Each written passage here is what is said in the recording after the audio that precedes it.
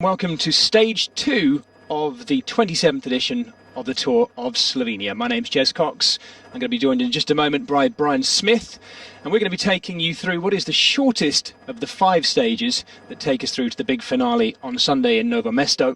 Let's have a look at today's stage, though, to begin with, starting out in the middle of our 2 valley climbs in Zales. Climbing its way, or riding its way flat, I should say, along the valley road to the first of our sprint points in the Brasloce. Valenia is the next of the little towns we roll through before the second sprint point in Šoštanje, and then the first big climb of this year's Tour of Slovenia to the high point, 718 metres in the northern valley that we're climbing towards, and that is the climb of Lipa. After Lipa, we descend down to a second sprint point in Vransko through the valley town of Zales. Having passed through Zales, we make our way towards the second category climb. Not before that, though. We go through Centur, which is another of our sprint points, and then start to ascend the other side of that valley road to take us back through Stura, and gradually, as we do so, up the climb of Svetina. Second category climb, and something we think will be really exciting, just before a very fast descent and a climb to the castle in Zikelia, which is where the finish is today. That castle ascent and the climb of Svetina just before it, I think, is going to be really, really decisive today. Let's have a look back at yesterday, though. It was the kind of predicted bunch sprint day yesterday, the flattest and most straightforward, I guess, of all 5 stages. It was taking the riders, of course, between Ptuj and Rogaška Slatina. And we're looking here at the very late stages of the race. It was Marcel Zberg with the final lead out for Phil Bauhaus. And that's the shot going around. That's 600 metres to go, in actual fact, before the line yesterday at the finish of stage 1. We'd had a few crashes up to this point. The final lead out was extremely fast out of the right hander. Phil Bauhaus ready to go. And off he went. And it was John Aberastori who gave Brian and I a few little kittens there. Just came to the line. The Caja rider there in the green helmet, almost coming up alongside Phil Bauhaus there, but the big German holding him off on the line and getting what was a fairly well predicted win there. Matej Mohoric right in the middle of that team as well, the ever popular Slovenian. There's this shot from overhead. Phil Bauhaus, the big powerful German, going from a long way out in the end and taking it just ahead of a fast finishing John Aberastori, who was a bit cheesed off at not having made it all the way to the line. But good rides by some unexpected, perhaps slightly unexpected riders in there yesterday as well. Stanislav Anglowski was right up there as we expected, the Bingo Pal Sources team rider, the national champion of Poland. And Rui Oliveira was the UAE Team Emirates rider in third as well. And a great ride by the Canyon DHB Sungod riders. Matt Bostock in 9th, Ryan Christensen, the Kiwi, in 8th as well.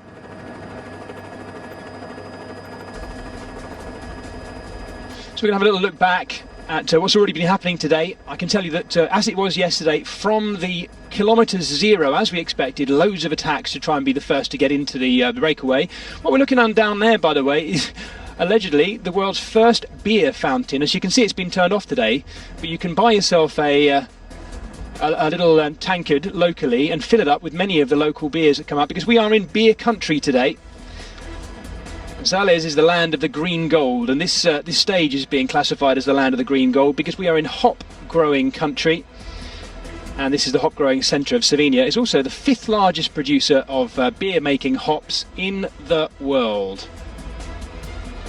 Popular beers from this region, probably the most best known, the Lashko brewery, I should say, and lager is king of those Lashko beers as well.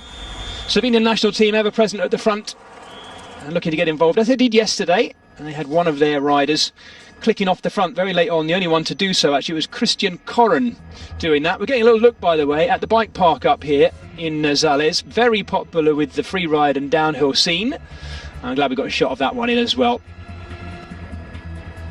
And the castle overlooking it too. Beautiful big lakes here as well. That is Lake Zales, if I'm not mistaken.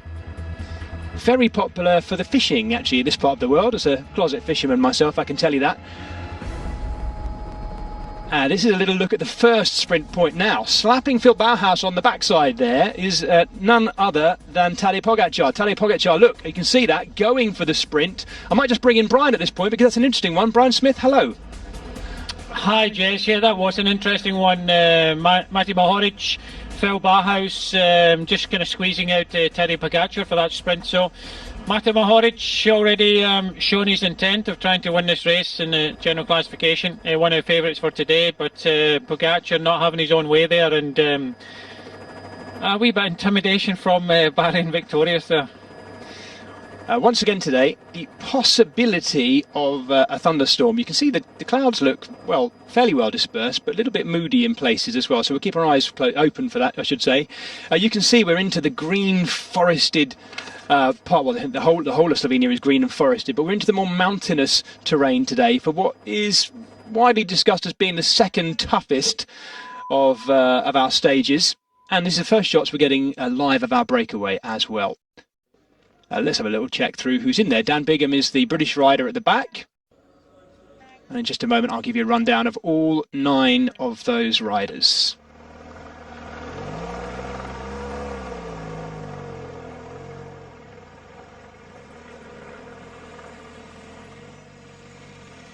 So we are live with the breakaway of 9 riders now on this, the second and shortest of the 5 stages of the Tour of Slovenia.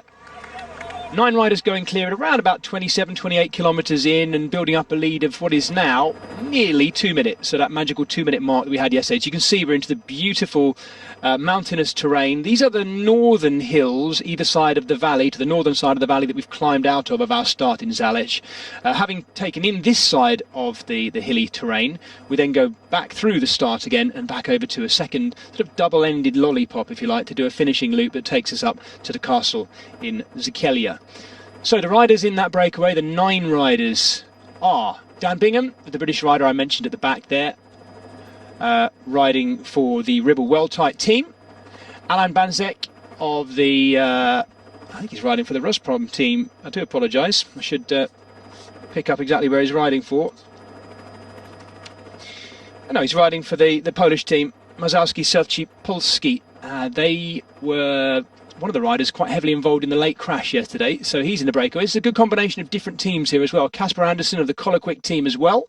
Another British rider, Robert Scott, riding for Canyon DHB Sun God, and they had a fantastic day out yesterday.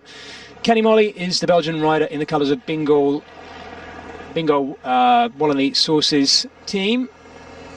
Jose Echevarria is the Caja Rural rider in there. One of 2 Spanish riders again. The second day in a row we've had 2 Spanish riders in there. Vyacheslav Kuznetsov is the Russian rider riding for Gazprom. Sergio Aritz is the Kern Pharma rider, the second Spaniard. And Alexander Konishev riding for the only World Tour team in the breakaway today. There were none in our breakaway yesterday, riding for Bike Exchange. And Brian, you mentioned actually yesterday, Dmitry Konishev, his dad, who is actually team managing the Gazprom Rusvelo team. So here we have his son, 22-year-old Alexander Konishev, in that breakaway. Yes, indeed. We're actually just to do some housekeeping here, just going over the top of that second category climb. It did look as if the Caja Rural rider took the maximum points there, Echevarria. And because there was only a third category climb yesterday, he will now take the lead in that competition for the King of the Mountains. But yeah, Alexander Konishev riding for Bike Exchange. His father, quite a renowned ex-professional rider, rode many times here in the UK, and the milk race Konishev, and actually raced with him myself. But I think the famous picture of the World Championships in Chambéry in the wet with Sean Kelly, Greg LeMond and Dmitry Konishev up there in the podium. But yeah, a very classy bike rider from Russia. Spent a lot of his time in Italy, and he's actually brought his son up, Alexander Konishev, in Italy. Has become a good rider himself. But it's one of these things that just because your dad's a good bike rider doesn't make that you're going to be a good bike rider. And just because your cousin's a good bike rider doesn't mean you're going to be a good bike rider. Just because your big brother's a good bike rider doesn't. It's each to their own in families and things like that. But Alexander Konishev is cutting out a decent enough career already, and but he's got a long way to go if he's going to emulate his father, who was a top class bike rider, and of course a sports director many years with the Russian team Katusha, and now moved over to Gazprom now. So that's the back end of our peloton over the top there. We're being given around about 1 minute 20, something like that, the gap that our breakaway has here. And they are on the descent as well, of course. It's quite a long descent, this one, because that's one of Lipa is one of the highest points of this year's Tour of Slovenia. I did mention yesterday that there was some disquiet amongst the Slovenian fans on socials about it having avoided some of the biggest mountains in Slovenia, but certainly the terrain, in particular today, is jagged enough to cause a few problems. At the moment, not causing too many problems by the looks of it in terms of the bunch pegging this one. Dan Bigham is the rider at the back here. Those of you who are regulars watching track racing may well know of Dan as being the driving force behind the Hoob Wattbike team. Oh, crikey. Now, if you watch him descending, Brian, I don't know what your thoughts on this. Dan is one of these riders who goes for the super narrow bars and the sort of super narrow flared bars with the in-turned levers. And we're getting a look at his cornering on it at the moment. I tell you what, well, they are absolutely ripping down here. And Dan is a good breakaway artist, actually. We've seen him do this in the likes of the Tour de Yorkshire and other UCI races as well. I had a brief chat with his director sportif this morning, Colin Sturgis, who we also mentioned yesterday. Colin was telling me that today's plan really is to try and set things up for James Shaw for that final climb, or the last two final climbs. And also he was hopeful that Matt Gibson, the sprinter who we also mentioned yesterday, was trying to hang in there in our main peloton to be ready for the base of that final climb. So certainly by the estimation of Colin Sturgis, Brian, perhaps that final climb is short enough and sharp enough to be sprint-upable. I don't know what you think. I don't think they'll be sprinting up it. Maybe Tadej Pogačar be sprinting up it, but it's a difficult climb. Maximum gradient 9.3 and goes 7.1 average 5.6.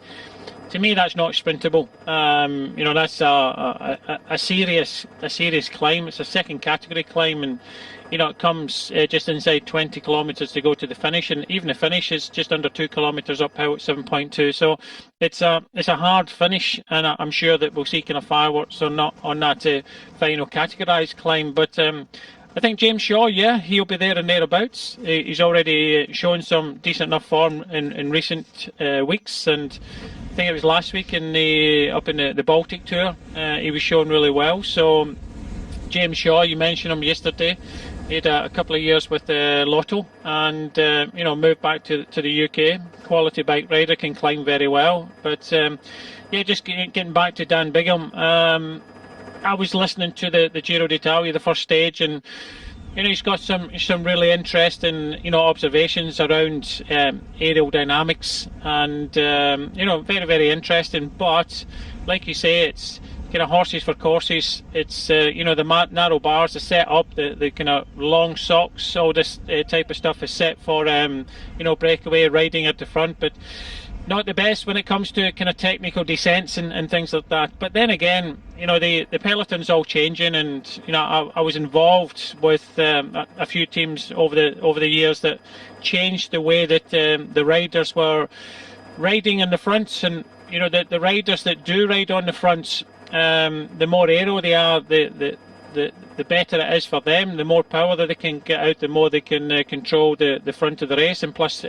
breakaway specialists, and we've seen what has happened with Taco van der Hoorn and what he's doing with the narrow bars and the aerodynamics, and he put it to good use as well. Brian, I think we're just watching a little bit of a race going into the next sprint point here. This is Alan Banasek and Rob Scott actually duking things out. Those two, by the looks of it, are really going for this next sprint point in Vransko, because Banasek has sort of attacked them a little bit, and Rob Scott, the British rider for Canyon DHB Sun God, has gone after him. Looks like Yosu Echebarria has given up on that one, and this sprint is going to come down to those two by the looks of it. Yeah, they've just gone through it, just to be caught Echevarria there. We just rolled over, you see the line. We do have 5 sprints today, 3 for bonuses and points, but this one here is a blue sprint, which is just for points. We've got one at the bottom of the final climb, which is just for points as well. But we've already seen earlier we had a sprint, a bonus sprint, and that was taken by Mohoric from Bauhaus from Pogacar. So Mohoric taking 3 seconds, Pogacar taking the 1 second. So you can see that the two teams that we mentioned yesterday, Bahrain Victorious and UAE, really kind of battling, because I think, by the looks of things, every second is going to count. Mohoric looks as if he's recovered from his nasty incident he had in the Giro d'Italia, so he wants to win his home tour. Pogacar wants to win his home tour, and I think we are going to see a great race in this final climb to see who's going to come out on top. And I think for me, by the looks of things, Tadej Pogacar is, for me, the favourite of today. Who can beat him? Well, Mohoric is trying, but I'm sure there'll be some others in there.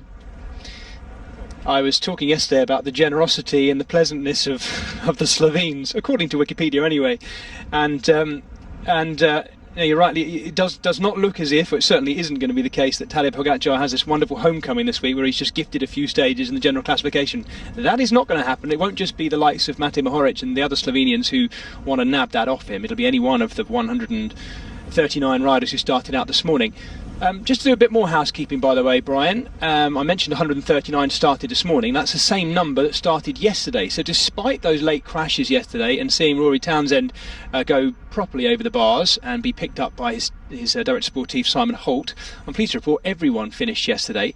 We have, though, unfortunately had one rider climb off and abandon today. And that was Samuele Battistella, who some of you may remember as the under-23 world champion at the Yorkshire World Championships. He was the rider who was moved up to first place after the disqualification of Niels Eekhoff, of course, the rider who, what should we say, was caught on camera touching a team car for a while. It was an awful situation, actually, the whole day, actually. But Samuele Battistella, the first of those riders, in the colours, of course, of his team, Astana Premier Tech, the first to leave the race, unfortunately. We do wish him well. I think the gaps we're seeing opening up there may be due to our feed zone, Brian, by the looks of it. So don't panic at home if you're watching this. I don't think it's a major crosswind element, but I may be wrong. It wouldn't be the first time. Yeah, but pressure's on, though, isn't it? I would panic a little bit because going through feed stations, it's especially, any race. I'm not just saying because we've got a mixture of teams here and, teams with maybe less experience than the World Tour teams, but any feed station can have a crash and, you drop musettes, bottles and things like that. So the best place to be is at the front. Not everybody can be there. So, and people are kind of diving to the right, pulling, left and, getting in the way and things like that. So, and as you get through a feed station, or, the staff at the side of the road, they're looking for the riders and they start stepping out and out and out into the road. So it gets a little bit narrow. So Kenny Molly was the bingo rider who, there he is, took that last sprint point. Brian's right to point that out, by the way. I didn't mention that at the beginning, that there are 2 different types of sprint point on this race, of course. The red ones, as marked in our road book, where you can gain bonus seconds and points for the points classification. And then there are blue ones, which are just points for the points classification. I guess to make things interesting in this stage, the 2 bonification points have come early on. The presumption being, of course, that more of the general classification riders will be either nearer towards the front or the bunch might still be together.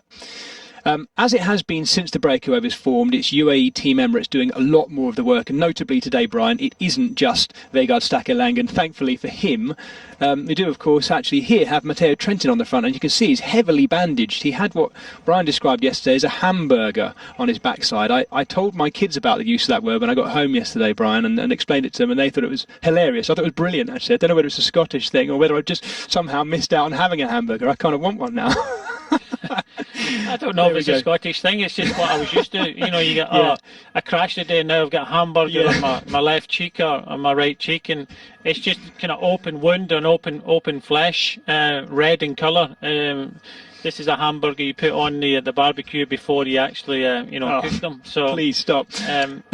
But yeah, it was a nasty one yesterday for Matteo Trentin, and now he's back at the front of the peloton doing his work. He's decided to go with his aero helmet, so that maybe gives you an indication that he knew possibly he was going to ride today. But just getting back to the sprints as well, Jez, that's normally we have 3 sprints per day. All 3 of them are bonuses, 3, 2 and 1. Of course, the bonuses during the stage cannot exceed what you can get at the finish, so 10, 6 and 4 on the finishing line.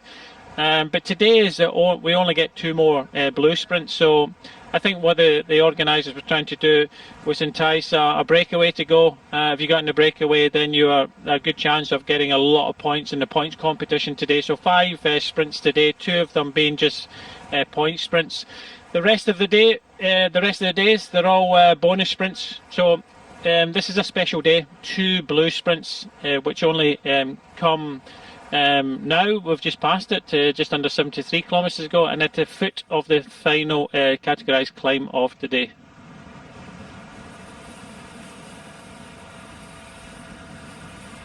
That was Frederick Muff, by the way, loading up his jersey, maxing out his jersey with bottles down it. We did, by the way, I mentioned yesterday the green zone. We did have 1 fine yesterday issued by the UCI commissaires. I won't say who it was for because that wouldn't be fair, but it was for supposed littering or disposing of race-related items outside of the green zone. We mentioned that yesterday. By the way, there you look. If you have a look at Dan Bingham's bars there, the blue Ribble World Tight Rider, look how narrow they are. I think, Brian, you might notice, but I think there is a legal width limit. I think, and I may be wrong with that. I shouldn't really be doing that on air, should I? Suppositions like that, but I seem to remember hearing there was. But it's of course affected by how wide the flares are at the base of the bar. If you look at Bingham's bars there, he's got very narrow hoods and then much wider flares. You can see him just in the background there, holding onto the hoods. The interesting thing to think about this week, by the way, Brian, with so many Danes and 2 Danish teams riding, is I wonder if Bingham's getting a chance to look around at them, because he actually works with the Danish Cycling Federation, with their national sort of team pursuit team, and a lot of their riders actually, not just on the track. I think it crosses over as well. And we do, of course, have a lot of Danish riders riding. So although he's a British rider, and he's a rider who's medalled in the World Team Time Trial Championship, I think he was bronze in that team up in Yorkshire as well, he is now heavily invested and heavily involved in the Danish cycling setup as well. I think all the teams are looking for the gains that you can get. Of course, they're all very minimal gains that you can get from different aspects of cycling. We were talking about it yesterday. We were talking about diet yesterday. We're all talking about aerodynamics with Dan Bigham, who is an expert in that field. You're talking about psychology. You're talking about training. There's about 5 or 6 different factors in cycling that if you want to hit top form in one day, if it's the World Championships, then you have to get everything correct. So it's interesting when you listen to one expert across the kind of half a dozen things that you have to get right in cycling. And again, listening to Dan Bigham, riding in a peloton, because most people think about aerodynamics when it comes to time trialing, man against the watch, aerodynamics and CDA counts for a lot, but in a peloton it doesn't count as much unless you're riding on the front, or you're trying to break away, or you're trying to sprint. But majority of the day, a lot of the riders are in the bunch situation. Their aerodynamics don't come into it as much. It's if you're putting your nose in the wind. So on the front for sure, and covering the Giro d'Italia, looking at the likes of Taco van der Hoorn, he's a rider over the last few years that has gone for the narrow bars, the levers kind of pointed in, and that's what he goes for. There's a few riders like that in the peloton with the very narrow bars. I think when I was a pro, they were going out to kind of 44 centimetre bars to give you a bit more leverage. And then afterwards, looking at talking to Chris Hoy and the likes in track sprinting, they went narrow. They went 38 bars, and you think with the size of their shoulders and the power they were putting in, but it does come down to kind of aerodynamics and power, and they went narrow, and it seemed to work for them. You would think that sprinting is all about, when you get out the saddle, having that power down, but it is about the aerodynamics and having that, if you can go that fast and having a small frontal area. And we've talked about it for years about Mark Cavendish, how low he can get in sprinting, and he doesn't produce the big power of the likes of Marcel Kittel, who's a bigger framed, stronger sprinter. But it's all about the power against the CDA, as they call it now. So there's a lot of riders look at that. A lot of teams look at the riders that are riding on the front. So there's a lot of input from aerodynamicists and nutritionists, psychologists, doctors, coaches. When you see part of a team now, that the staff are so important, and the staff are so experienced now. Even looking at logistics, because that's another thing that a lot of people don't kind of really look at. The logistics and the travel time, and all these things, even down to the mechanics, the massage from the staff members, the masseurs, masseuses. All these come into play, and it's important that the higher up you get in cycling, the more specialist they can get. We're talking about Matt Rabin as well, who's gone off. Went off him a little bit. He does a lot of work with EF Education Nippo, but I saw he's working with the Welsh Euro football team. So I sent him a message to say I was a wee bit kind of annoyed at that, because as a Scot, I'm supporting Scotland in the Euros. My boys are both English and Scottish, so I don't know what they're going to do on the 18th of May when England plays Scotland. I thought, isn't that when England beat Scotland, Brian? Wasn't that right? Possibly. My youngest asked me, "Dad, can you get me an England?" No, I can't afford it, because if I get you an England top, I got to get you a Scotland top. Can't you get an England and a Scotland top?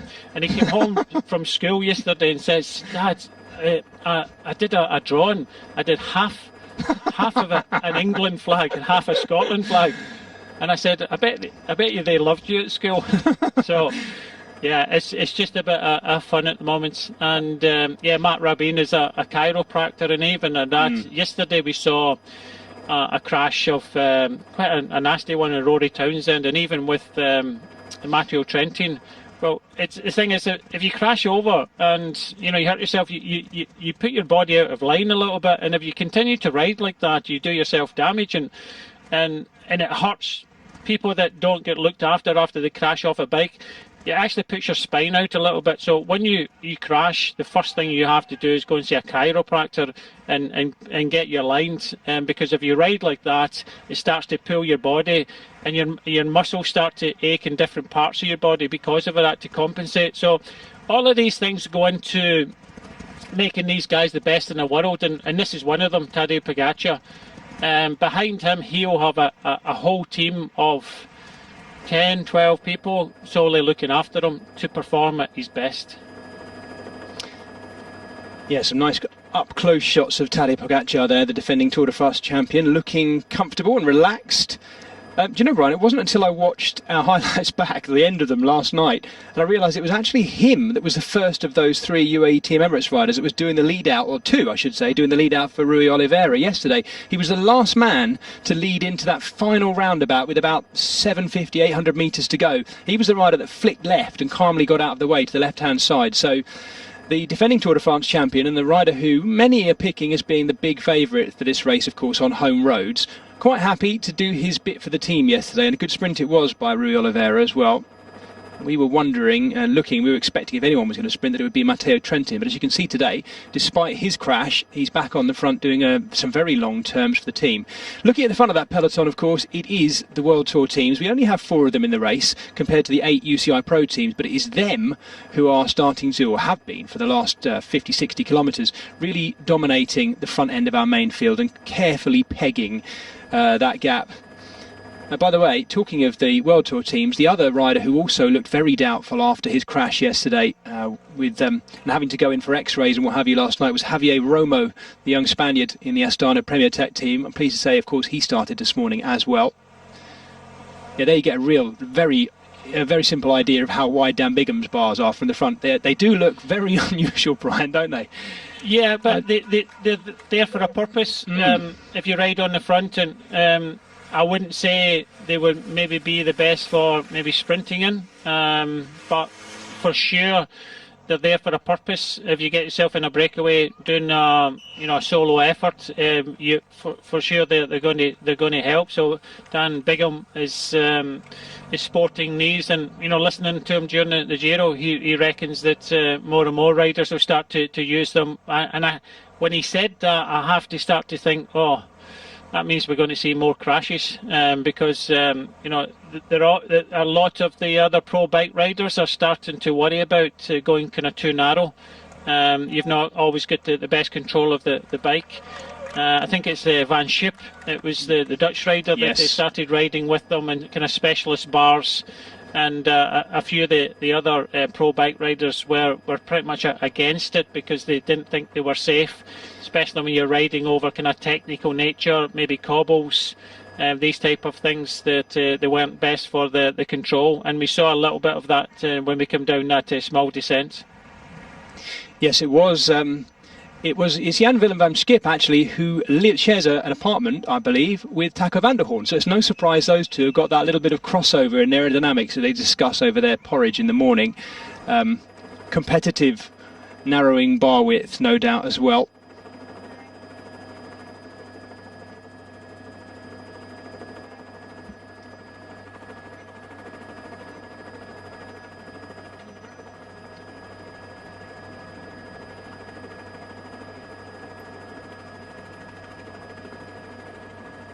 Brian, I don't know whether you noticed this, but I noticed at the front there of our breakaway, Rob Scott having a word with Alexander Konashev of the Bike Exchange team. I'm absolutely certain he was saying, would you be able to radio back to your team car to get me a drink? That seemed to be, that they were the sort of sign language he was giving him. Viewers at home, I think, will have spotted it as well. He sort of tapped him and said, could you get on your radio and ask for a drink? It was I'm doing the hand signals. It's not much good for the viewers at home. But he was effectively on saying, holding his jersey, saying, can you use your radio to ask for a drink from me? So I don't know whether the team car for Canyon DHB isn't there or something. That's a very strange one. You got any ideas? Any ideas, Brian? Why normally they have two team cars. I said normally. It's not a must. And just looking behind, they may not have two team cars. There's 9 separate teams. I'm just kind of looking back that there should be a neutral service car, and the rest of them should be team cars. But possibly they might only have the one team car behind the breakaway. Normally 2 team cars start off the day. The second team car goes up to join the breakaway. The other team car sits behind the peloton.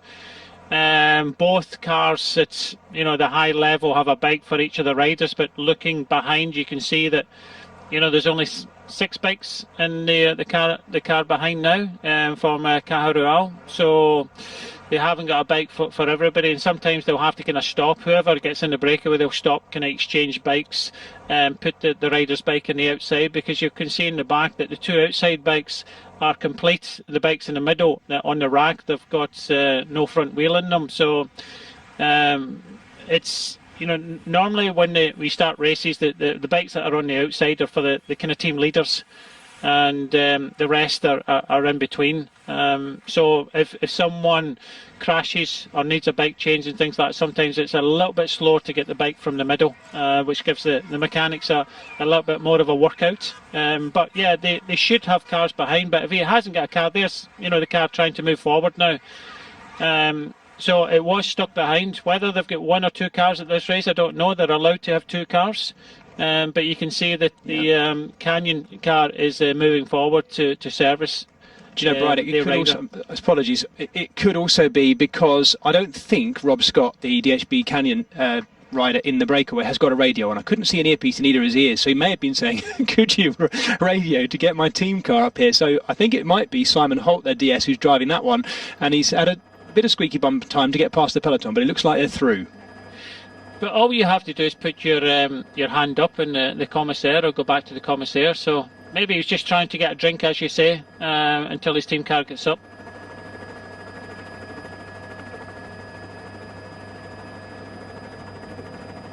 So if you are just joining us, welcome to our coverage of Stage 2 of the Tour of Slovenia. This is Jez Cox alongside Brian Smith, bringing you what is now the last, or just under 60 kilometres, to take us to the base of the climb up to the castle in Zakelia.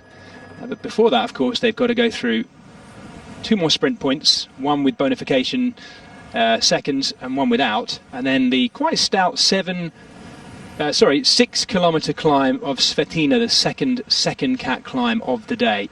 Will our breakaway survive to that point? They have 1 minute and 50 seconds at the moment and seem to be working well together. They're making the most of the much flatter, straighter valley roads, which are taking them back to the bottom half of our sort of double-ended lollipop. And they go very close to the finish line again, like they did yesterday in Zakelia, before they do sort of a double loop. It's almost like a set of lungs attached to the base of a, I'm not sure what that is. Yeah, the end of a long string that's taken them back through the start-finish again as well. So long straight roads for this section of the course. Ideal, of course, for our main peloton to be pegging it. Very similar gaps being pegged to where we were at this stage yesterday, Brian, as well, aren't they? And it's much the same teams chasing.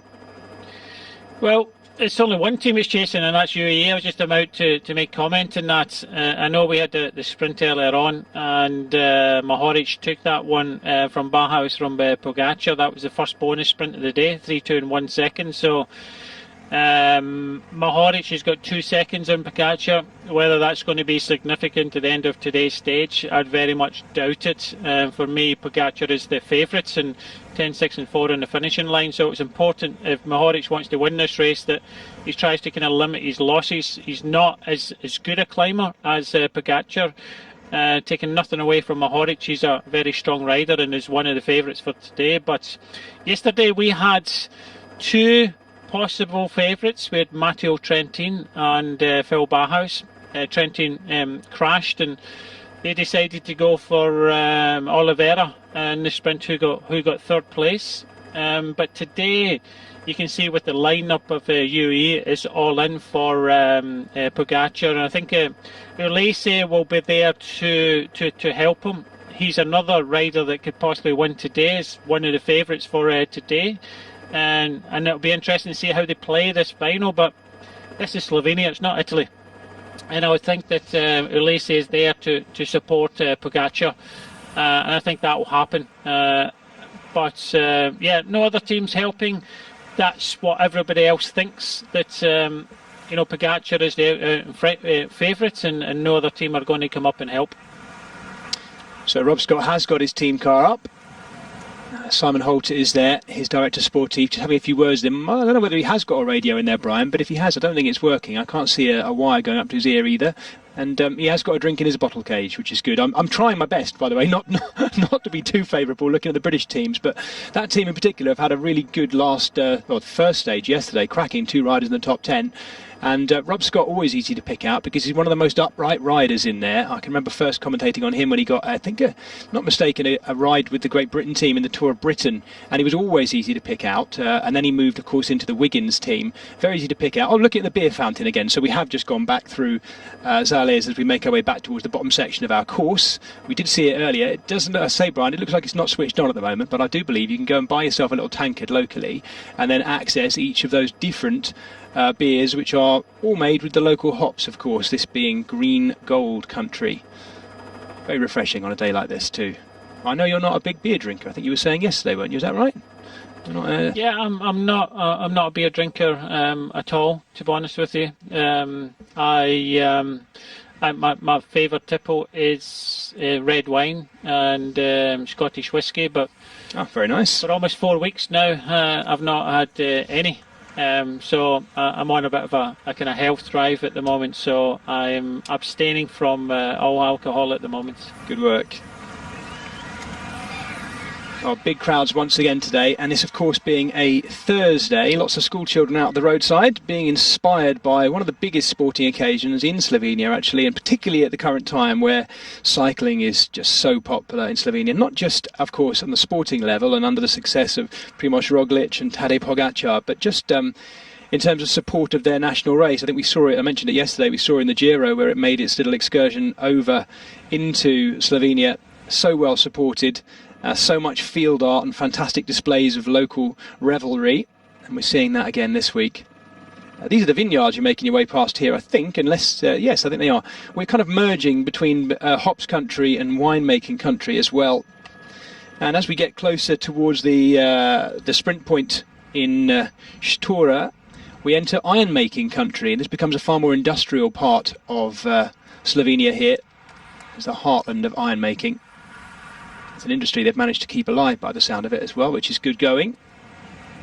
I was just during the conversation they were talking about crashing and chiropractors. Just did a message there from Carol Anderson saying it's chiropractors do not need to be medically trained, and their discipline is held to be a pseudo science with no reliable evidence that it works. Well, yeah, he's not wrong, and not everybody needs a coach, not everybody needs a psychologist, a chiropractor, but everybody that's had any problems has gone to see Matt Rabin, and they call him Magic Matt because he manages to manipulate and get the riders back to their best. So sometimes these things are psychological. If you're getting a little bit of help for them, you do feel a little bit better. It's the same with Thomas de Gent. He doesn't do any massage. He doesn't believe in it, and that's another thing.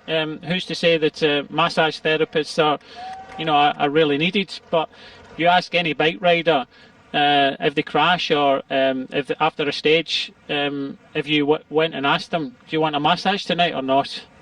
They would all say, yeah, of course. They all look forward to it. Yeah. So, yeah, I understand what you're saying, Carl, but there's a lot of kind of psychology around this that people prefer it, and I know that people that have used mats or Magic Mat have really enjoyed and felt better for it afterwards.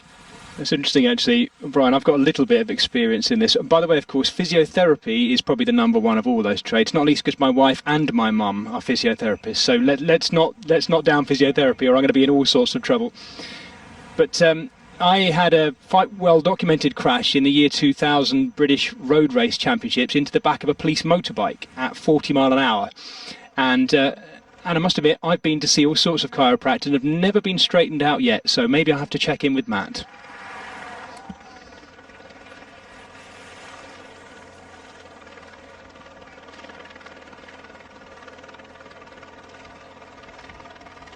Well, the hard-man Italian, Matteo Trentin, seemingly unaffected by his hamburgered bottom and nastily scraped lower leg as well there, is doing one of the world's longest turns on the front, and his team happy to sit in.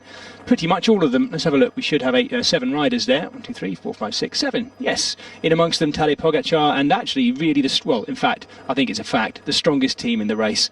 Diego Lisi, Rafa Majka. Between them, they've got 3 wins of this race, of course, in the past, because Rafa Majka was the winner overall in 2017.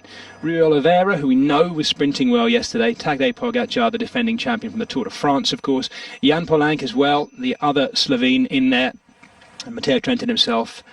And Vegard Stakelangam. What a strong team they brought to this race in the build-up to the Tour de France. And as I mentioned yesterday, this race sitting prettily equidistant between the Giro and the Tour. So from that and from the likes of the riders coming to it, its prominence is growing year by year.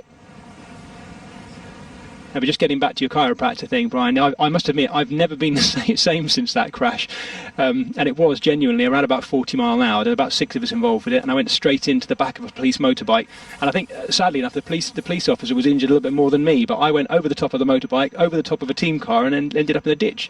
And I've actually never sat the same on a bike since. In fact, I don't sit the same anywhere. I think I always sit to one side of anything I'm sitting on. But, right, I might have to give Matt a try. We'll stop plugging him, otherwise we'll get more complaints about that. But, no, I have heard of his services before. By the way, we're getting a few comments on Twitter, Brian, that there's a few viewers out there who happily drink some of your lagers for you. So thankfully, you're you're being accounted for elsewhere. But you're doing well to avoid it, particularly in the warm weather as well. Good man. Do you know what? I'm kind of looking at, as I said, I'm not a big beer drinker, but I've spent a lot of time in Italy, and I cannot believe you go all the way to Italy, and it's the place of, you know, nice wines and food, and, you know, the passion around the country, and you go into one of the local bars and they sell Tennent's. And we laugh every time we go, because Tennent's is just like a run-of-the-mill, beer that they have sell in Scotland, and I can still remember the kind of famous cans that they used to have in my youth. But yeah, you go over there and everything is exotic, apart from the Tennent's. Taking nothing away from Tennent's, but you expect a little bit more, because they've got amaretti and Peroni and these type of things. And yeah, you go into local bars and they'll sell these Tennent's all day long. Yes, it was actually at the 2019 World Road Championships. I was staying in the same hotel for about 10 days, and the only beer they had was Moretti, which of course is a very fine Italian beer. And I had one of them every night while I was comparing my notes and thinking about what waffle I was going to chat for 12 hours the next day. And yeah, it's now my favourite beer. Italian beer discovered in Yorkshire. Now, I feel a bit guilty about that as well, but it's out there. Now, the gap has come down while I'm encouraging Brian to talk about something he's trying to avoid. The gap is 47 seconds now. It's a little bit soon, maybe, for it to be coming down that much. But, of course, don't forget, we're getting closer towards those bonus second sprint points and towards that second category climb of the day, which we think could be quite decisive. Fantastic playground art there.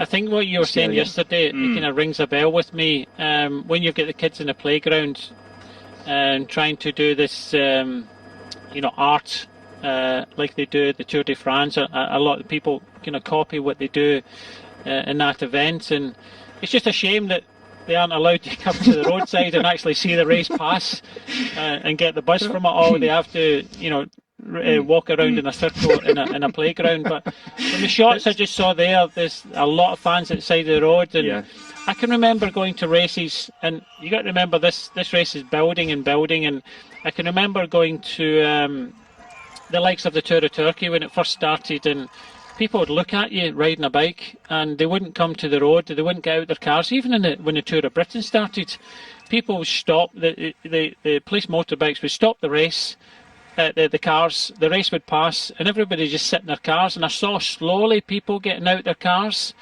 and then slowly people were starting to take pictures, and then all of a sudden people would get off the road and take pictures and look at the race. So it's just development and an education for the spectators and the fans at the side of the road.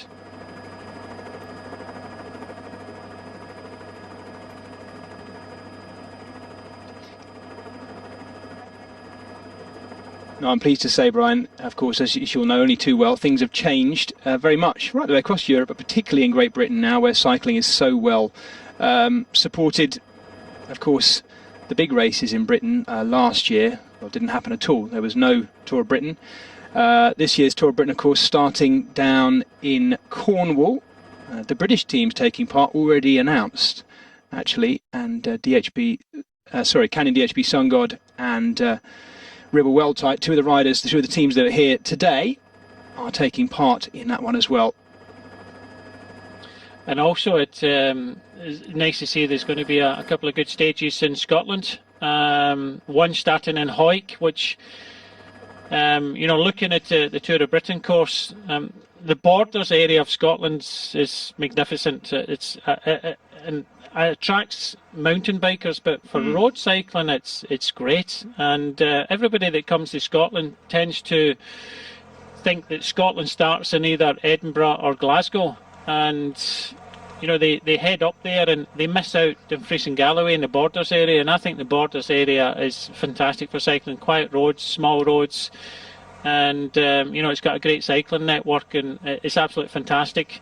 But when you consider, and I know that I've worked for many years, I think 14 years in the Tour of Britain, I worked on it, and to go from Land's End almost to John O'Groats, it's up to Aberdeen it goes. It's a fair trek for everybody to do.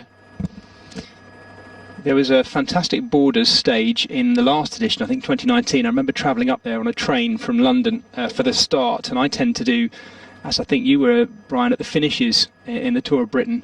And met a gentleman on there. He said, "Dave, where you going, laddie?" And I was sorry about that, but I'll just keep going with my with my accent. And I was trying to explain to him that I was going to a place called, hold tight for this, you'll enjoy it, Kirk Cudbright. And I was trying to explain it exactly. He said, eventually, literally half an hour later, Kirkcudbright. And then I knew how to say it. So from that point on, it was, I'm going to be slated all week for my Slovenian pronunciations. I already am, as I can see on Twitter. So I am happy to admit to myself as a non-Scottish pronouncing numpty, or numpty, as I should be saying. There we go, Kirkcudbright. Yeah, we look forward to seeing the Tour of Britain back on the roads again this year. I'm sure the riders do as well. And we talked yesterday a little bit, didn't we, about the length of different stage races. That one being, it's 10 days, isn't it now? 10 days long, Tour of Britain, I should really know. This one, 5 days. We had a little bit of a chat yesterday about the differences between these, what we kind of sort of call 1 week stage races, the likes of which Diego Alusi is kind of made for. Somewhere between 5 and 10 is what we tend to call those 1 week stage races.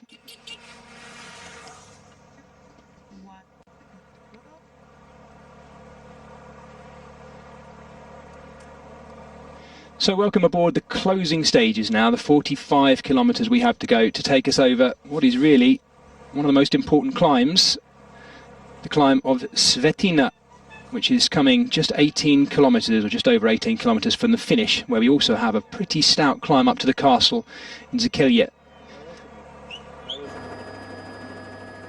And the gap is now under a minute, so I'm not sure if we've seen cars being moved past our breakaway yet, Brian. You might have noticed that one, but you were mentioning yesterday about that magical minute mark at which support cars and vehicles will be taken out from behind our peloton. That's right, isn't it? Our peloton, yes, our breakaway. Normally, when a breakaway goes away, it gets almost 30 seconds. They'll put the neutral service in the referee car in.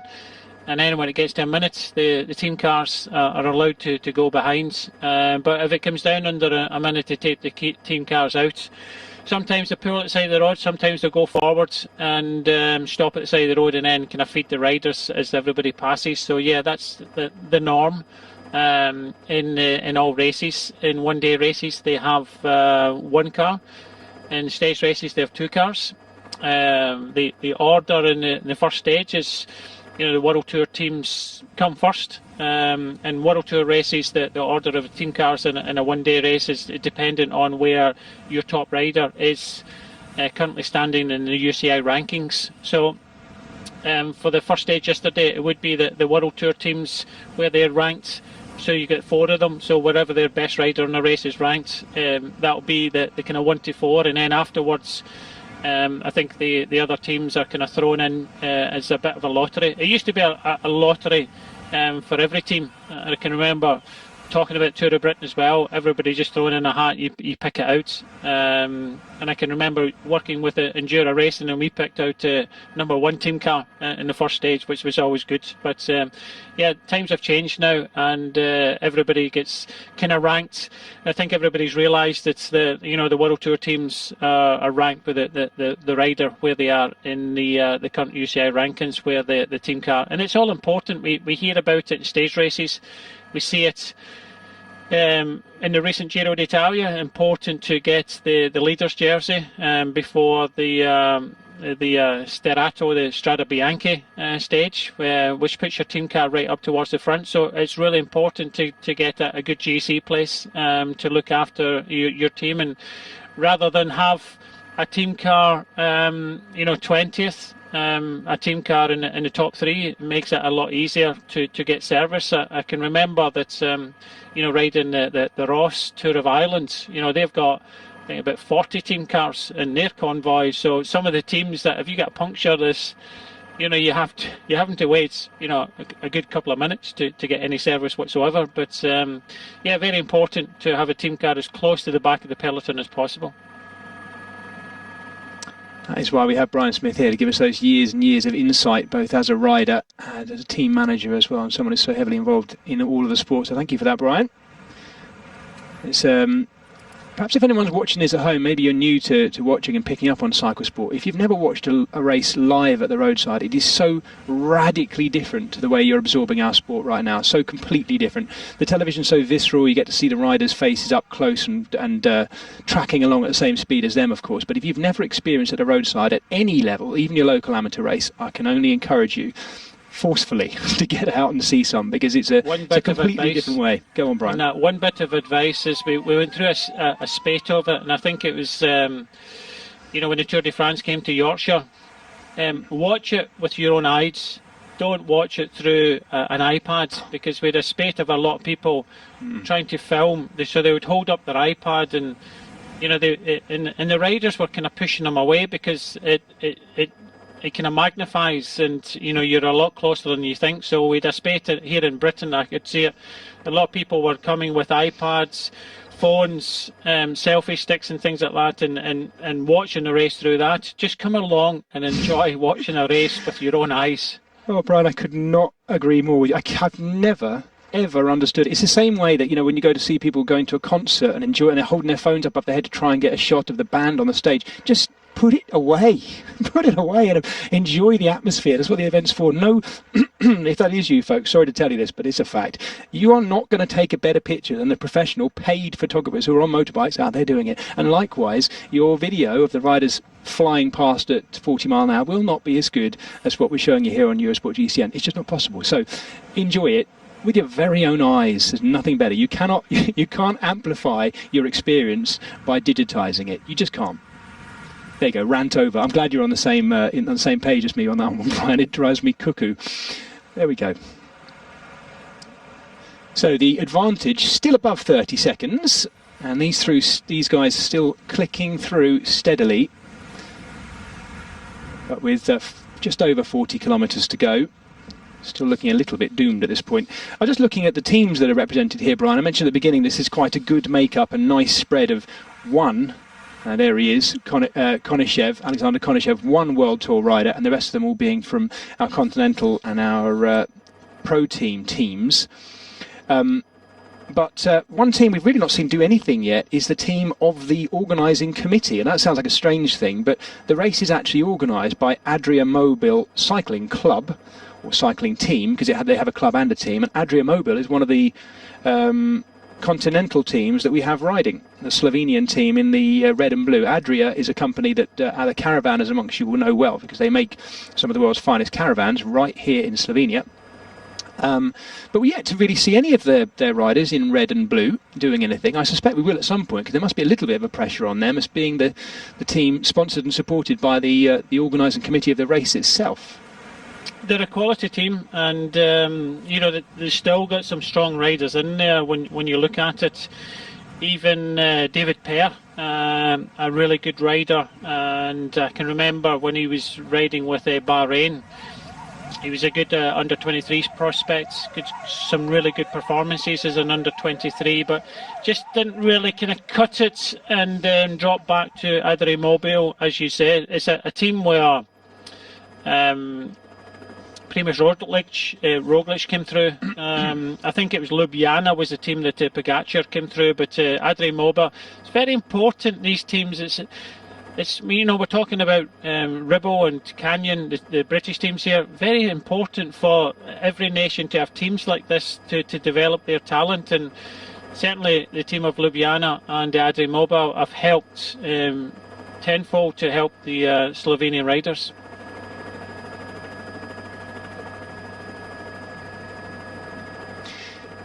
Yeah, this is the reason, Brian, why I think the Pro Series is really, in a way, some of the most exciting racing, the level just below World Tour. These Pro Series races bring together kind of all of the professional cycling classes. They have the World Tour teams and riders there, and then alongside them, of course, you have the Pro teams, which is the second level down, and then the Continental teams as well. And in amongst the Continental teams, there will be, and there are in this race, amateur riders. We talked yesterday, didn't we, about your racing days, Brian, and about the importance of being either professional or amateur.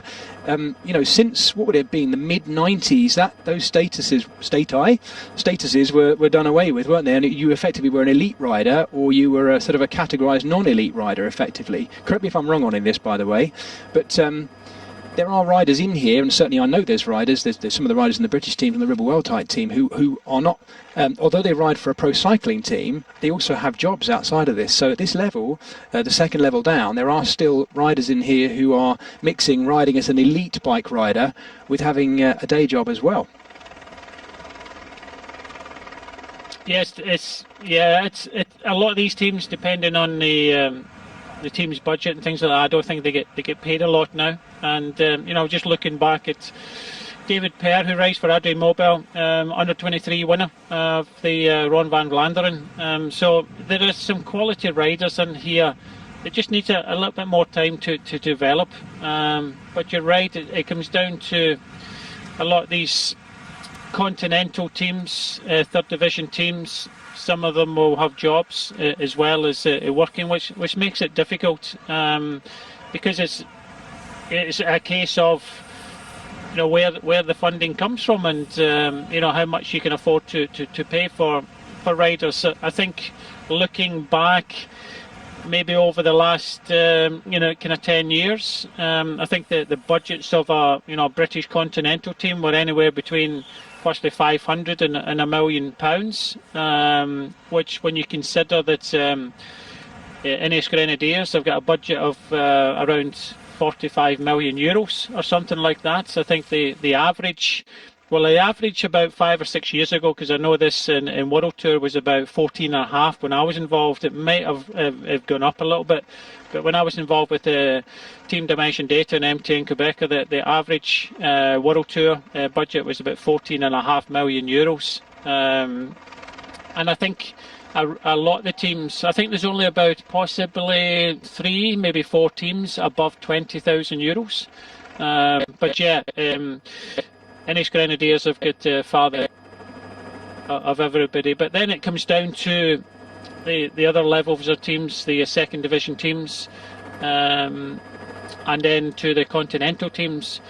Not all riders get paid at continental level, as you've already mentioned, so they have to find a way of kind of funding themselves. So it's not easy, and I know that for Canyon, they perform really well. I know Jakob Scott he performs really, really well, but and we mentioned him yesterday, winning the King of the Mountains and the Tour of Britain. But it seems to be sometimes it's who you know, rather than sometimes what sort of performances you do and manage to get you into a bigger and better team.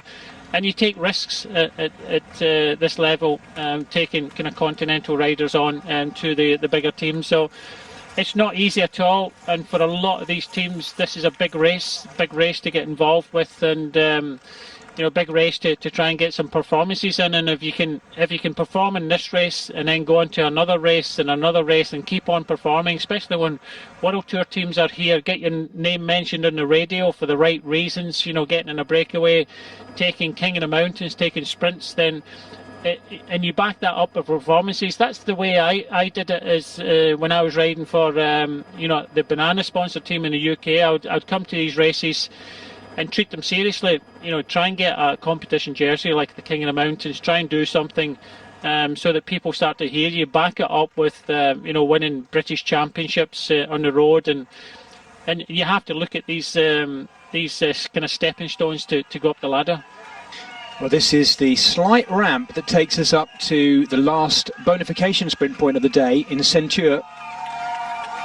And this is the ramp that takes us to it. Once again, it's one of those unclassified climbs that can catch you out, and it's catching out one or two of the riders in the breakaway here, as Alan Banaszek again trying to go for this one. Robert Scott, the British rider, No relation, of course, to Jacob Scott, who we mentioned just now, who was in the breakaway for them yesterday. They are not brothers, they just happen to have the same surname.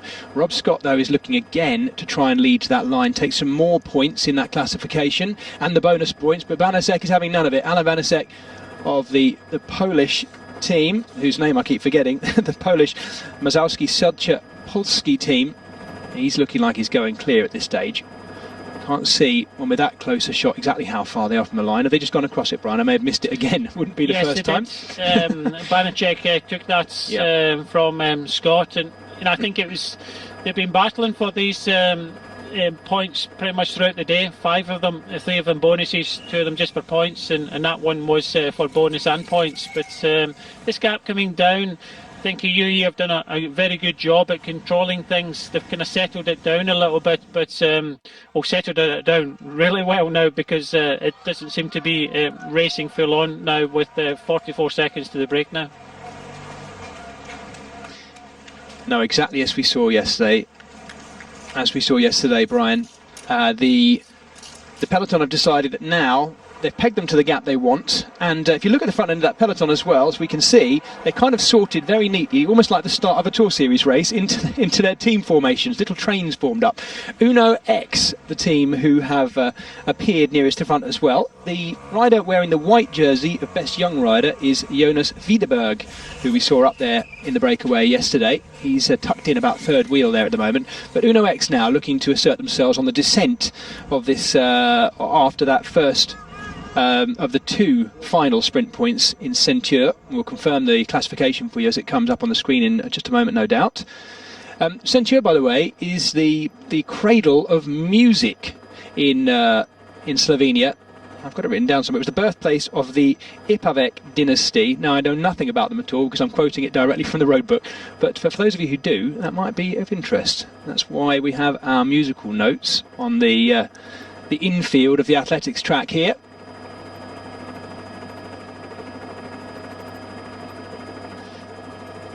There's only around about 8-9 kilometres now to the second sprint point, the final one of the day, of course, before our finish line in Skelja. And that is in Stura. I'm going to stop looking at Twitter, by the way, Brian, because I'm being slated for my Slovenian pronunciation. So thank you to those of you who are sending in those corrections. It's helpful. Yeah, I was going to start on you in your Scottish pronunciations. Oh, no, leave it. A real hard time. Please. My English pronunciation must be all right, surely. I normally get slated for that as well. It doesn't matter. You talk long enough on the television, you'll get slated for everything and anything, as I'm sure you know. But there we go. Thank you to those of you out there who are listening and getting involved. We love it.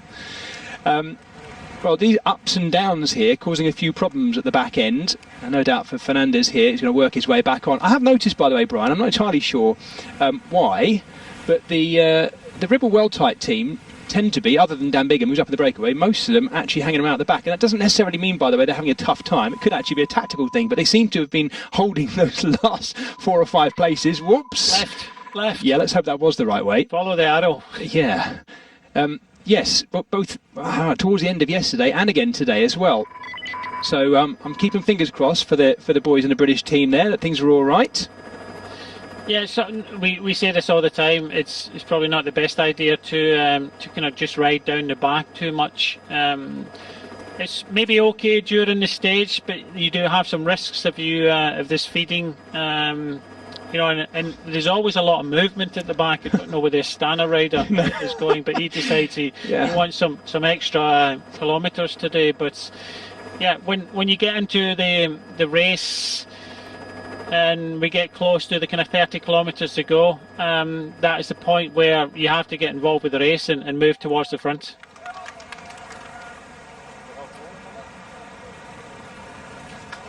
So for those of you perhaps just joining us, welcome aboard our coverage live here of the second stage of 5 of the Tour of Slovenia on Eurosport GCN, the home of cycling. This is Jez Cox alongside Brian Smith, bringing you the final, 33 kilometres to go.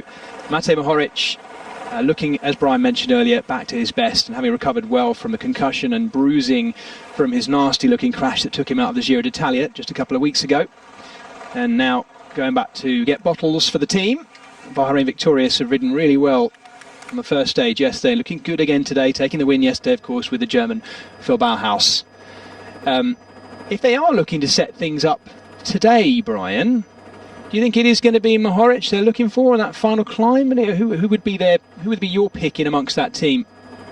Yeah, I think it has to be. He took the first bonus sprint of the day, so he took 3 seconds. I think they're looking to try and give him as much opportunity as possible. It must be quite daunting when you look around and see your countryman, Pogacar, and that's the rider that you're going to try and have to beat. And, you know, you look at the strength of his team. But I would think that, you know, you have to gain as many seconds as possible. I think Mohoric will be up against it, against the likes of Pogacar, but you never know what's going to happen.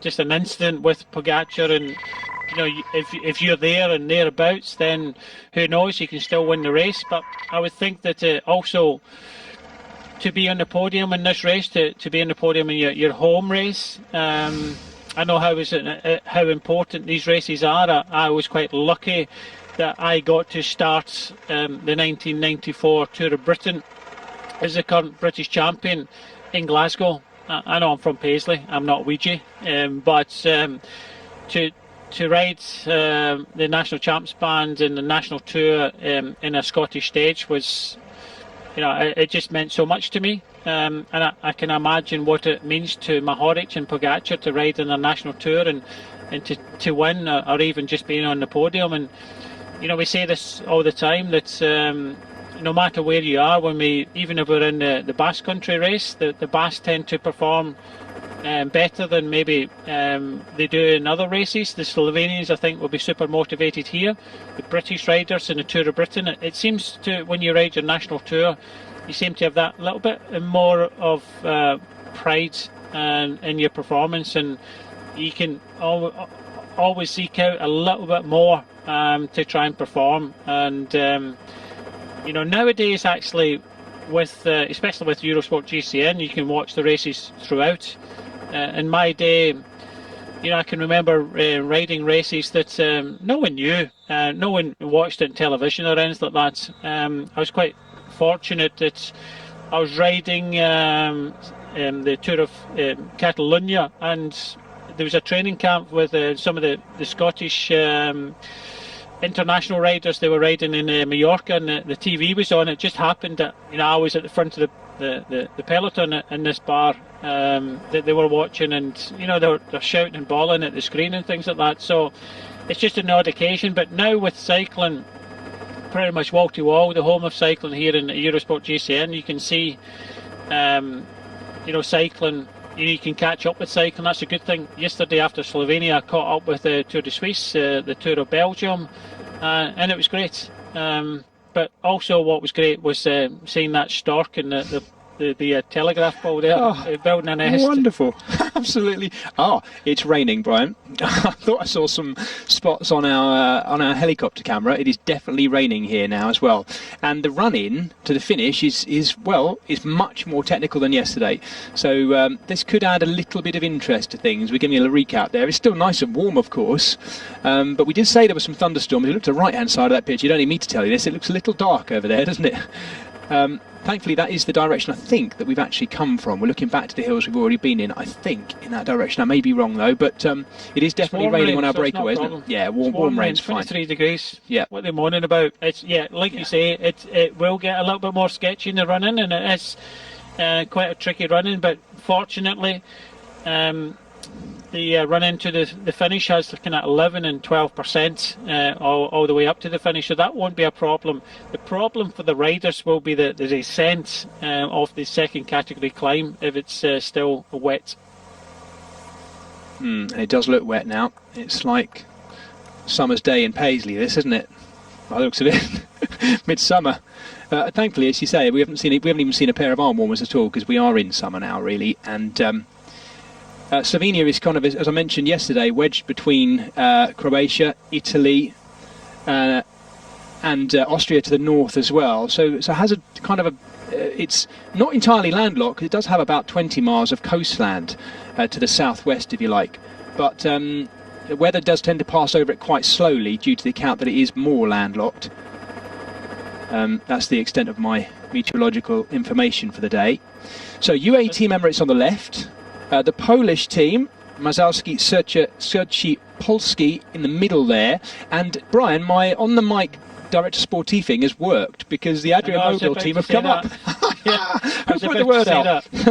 They're obviously watching. You can see they've always been watching, listening, because that's a team in the blue and the reds kits. They've moved up towards the front alongside the Bahrain Victorious team. But yeah, it looks rather miserable out there. Miserable for the breakaway because it looks as if they're not going to have their day today. Only 14 seconds now inside the last 30 kilometres as we start to head towards the final sprints. It's a non-bonus sprint of the day, and then the final climb. Yeah, so just sprint composition points available there for the red jersey. 3, 2 and 1 points available.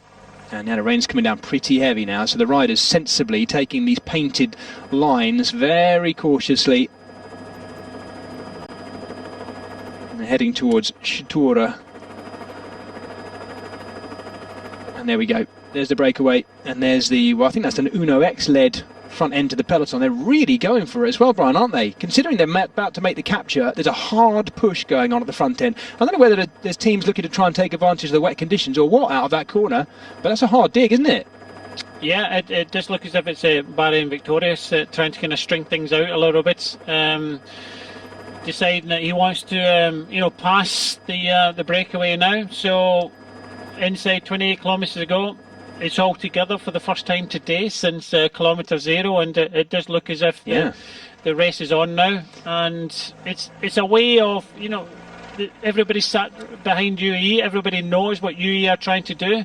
And I think for Bahrain Victorious, they have to think kind of smart about these things, try and kind of spice things up a little bit, because if we roll into this final climb, then Pogacar is going to have it a little bit easier. So good to see that these teams are starting to think of a game plan to kind of battle against UAE and the inevitable attack from Tadej Pogacar.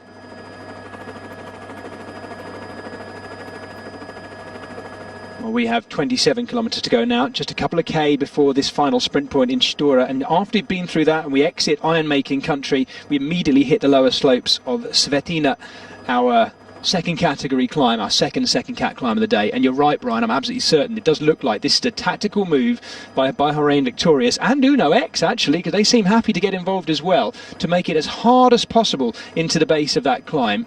I have to say, though, I can't see them dislodging Tadej Pogacar that easily, but they certainly want to make it difficult by the looks of it all the way to that point. They're not racing. I don't think they're racing to try and pick up points at that final sprint point, because there's no bonus classification points available there. It's fully strung out now.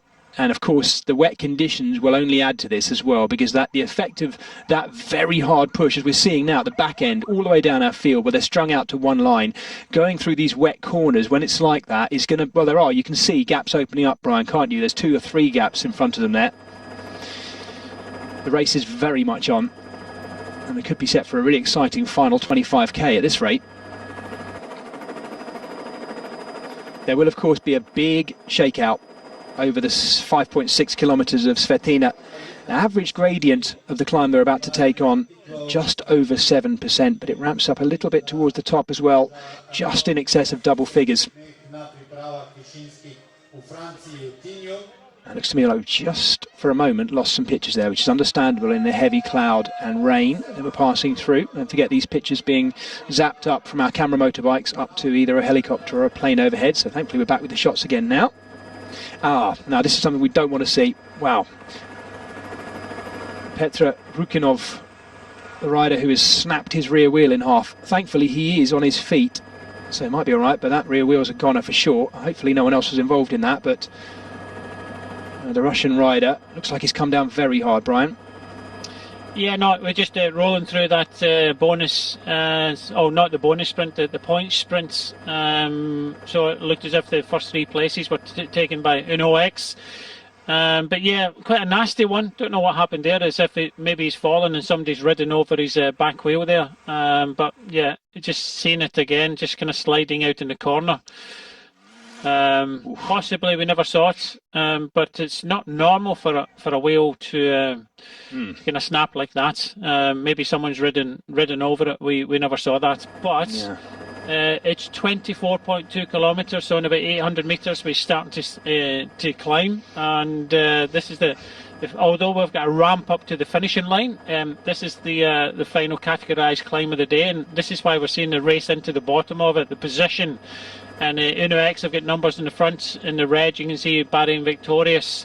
Phil Bahaus is still there, and then you get the white of UAE. So it's really strung out. Adrien Mobile also towards the front, but they're really racing into the bottom of this climb. Absolutely, the heavy pace set by Bahrain Victorious has really shredded things, even at the base of it. But looking down there to see which one of them is Tadej Pogacar, because I think he might be the second of those two UAE Team Emirates riders there, Brian. I don't know if you can spot that on the back of that string there. Yeah, he's at the back. It's Henrik Hausler at the front. Tadej Pogacar is the last of this group. But yeah, you can just see the pace going around some of these corners. Henrik Hausler stringing things out, gaps starting to appear, and this is what we're talking about. When we get inside the last 30 kilometres, the last place you want to be is at the back, because just think of the effort you have to make to even get up, even close to the front of this race now. Well, there's confirmation of that third sprint in Ceinture. Alan Banasek it was taking it, as we thought. Robert Scott, those two attacking each other, going up the rise towards that sprint. Alexander Konishev taking the 1 point. Now that breakaway's gone now, and we're into an entirely different mode of race at this stage. And the ascent of Svetlina that we're on now, the second cat climb, as we get a little bit of we look back to that sprint point there. Banasek taking that one ahead of Robert Scott, the upright riding British rider in the blue jersey. Good ride once again by that team today. One or two riders going backwards there at this stage. And we're not that far into the climb either. It's a long one, this one. It twists and winds its way up as well. And our race leader, Phil Bauhaus, on the front in the green leader's jersey. So the fight for green is very much on. The fight now is for the jersey you're seeing on the left-hand side of your screen going out of Schelt. I think we're going to be seeing a new race leader at the end of today. And that's Jan Tratnik, just following the wheel of Tadej Pogacar there. The final turn here, by the looks of it, Brian, being done by Vegard Stakker-Langen again, second day in a row. Stakker-Langen on the front, Tadej Pogacar just in behind him. We're seeing the big shakedown happening right now. Yeah, we are. The top of this climb comes with 18.6 to go. Wow. And already, with the effort that these teams have put in, Pogacar is there. Tratnik is the Bahrain Victorious rider in third place. Uno X, the Norwegian team, have been forced to do a little bit of the chasing. I also noticed that just behind you've got Ulisse and Micah there. But yeah, just when we thought that Bahrain Victorious were going to set something up, I was thinking more Mohoric than Tratnik, but then again, you know, Tratnik was absolutely amazing. When you think of the Zoncolan stage, we mentioned it yesterday, national tour, he's just kind of sitting there. He'll just be thinking, well, I hope I can hold this wheel as long as possible, because it looks as if Pogacar is on a good day and they're trying to kind of set him up. You can see the fans at the side of the road. This is their superstar, and it's great to see him here. But who else is going to try and join him in this front group? That's the question. Hopefully we'll pan back to see anybody, but Alain Bels must be going off behind. Well, two massive super riders of Slovenian cycling there, Jan Tratnik and Tadej Pogacar. And once again, it's Stakker-Langen turning himself inside out to drive this one forward. You have to say that Pogacar and Tratnik do look quite comfortable. Tratnik's pulling a few faces, both of them looking back. And look at this, two UAE Team Emirates riders. That looks like Rafa Micah. Don't tell me Micah. It is. Micah and Ulisse are going to try and come across by themselves. And that's James Shaw as well, closing things down in the company of a couple of Astana riders. UAE Team Emirates, Brian, are looking to swing this right in their favour. James Shaw in the middle of our shot right now, leading up a group that contains two of the Astana riders. The sort out has very much come. There is Matej Mohoric, I think, for Bahrain Victorious. Yeah, this climb has done some serious damage, this second climb, Brian. And it's a long way to go on it. It looks like Mohoric is just riding his way steadily forward, but I think it was a good move there from UE. They realised that Pogacar was in front. Why not join them? And you can see that Micah and Elise have joined them in front. So the formidable trio Wow. in the lead here for UE. Two Astana Premier Tech riders just coming up now to join them. So interesting times. Good to see James Shaw trying to get involved, but he's been distanced a little bit. I think that's Carboni. It's for Bardiani as well. But Mohoric has got a bit to do now because Tratnik is just in front of him with James Shaw. So Bahrain Victorious have got a little bit to do now, and it's whether Mohoric can get up to Tratnik, whether Tratnik knows that Mohoric is behind him, but and one of the Stana riders just being distanced again there. So Romo, who was involved with a crash yesterday, doubted whether he would start today. He started, but he's really struggling now. But it's going to be a hard effort here from James Shaw if he has to get up to some of these riders, because we've got a strong group in front now.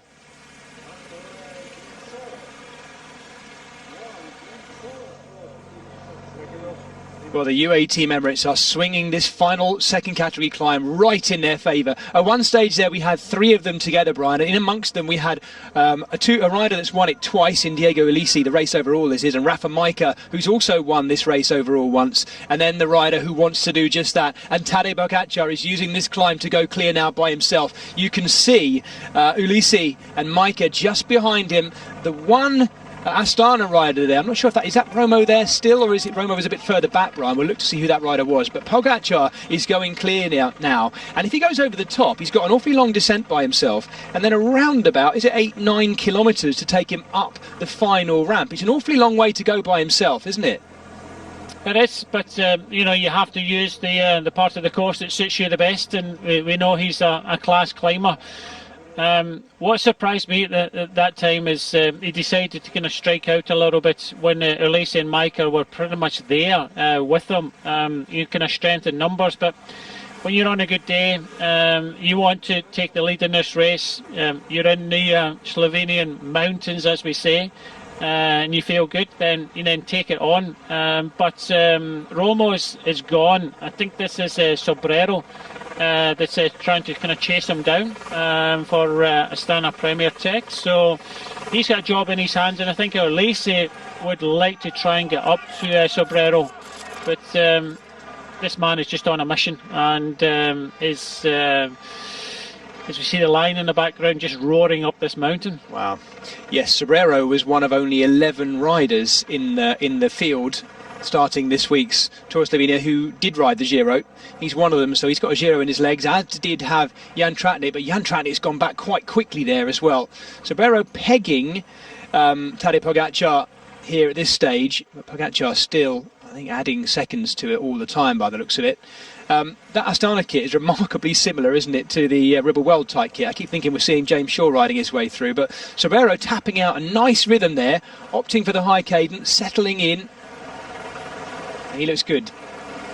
I don't know about you, Brian, but I love those Velia bikes as well. They look absolutely beautiful in that kind of metallic blue fade. Beautiful. Pogacar, sorry, Brian, I was going to say Pogacar, he is. Go on, go for it. Yeah, he's increasing the lead, and you can see that Elise, I think it is, trying to join Sobrero. I think that will be his intent. So, and just a little bit further behind, you can also see that Mike, James Shaw. This race, when we thought, we came to the bottom of the climb, pretty much all together, it's just disintegrated. Top of the climb, I remind you, is 18.6. So this kicked off right at the bottom. It's not often that happens. Normally a team will come to the front and ride a tempo, and then the leader will go on the attack. This happened right from the bottom of the climb. I wonder what the tactics of the UAE Team Emirates would have been had Bahrain Victorious not done what they did, because their intent was very obviously to make it as hard as possible into the base of this one. And in the way, it's kind of backfired on them a bit, Brian, hasn't it? Because it's not, it's not their riders we're now looking at the front. It's a very predictable front end to the race. Let's not forget as well, Tadej Pogacar is doing this no doubt to try and win the stage and take the overall lead, but we're 2.5 weeks out from the start of the Tour de France in Brittany, in Brest, and he will no doubt be thinking about this. This is as much a strikeout for the win in his national tour as it is vital training for the defence of his Tour de France title, isn't it?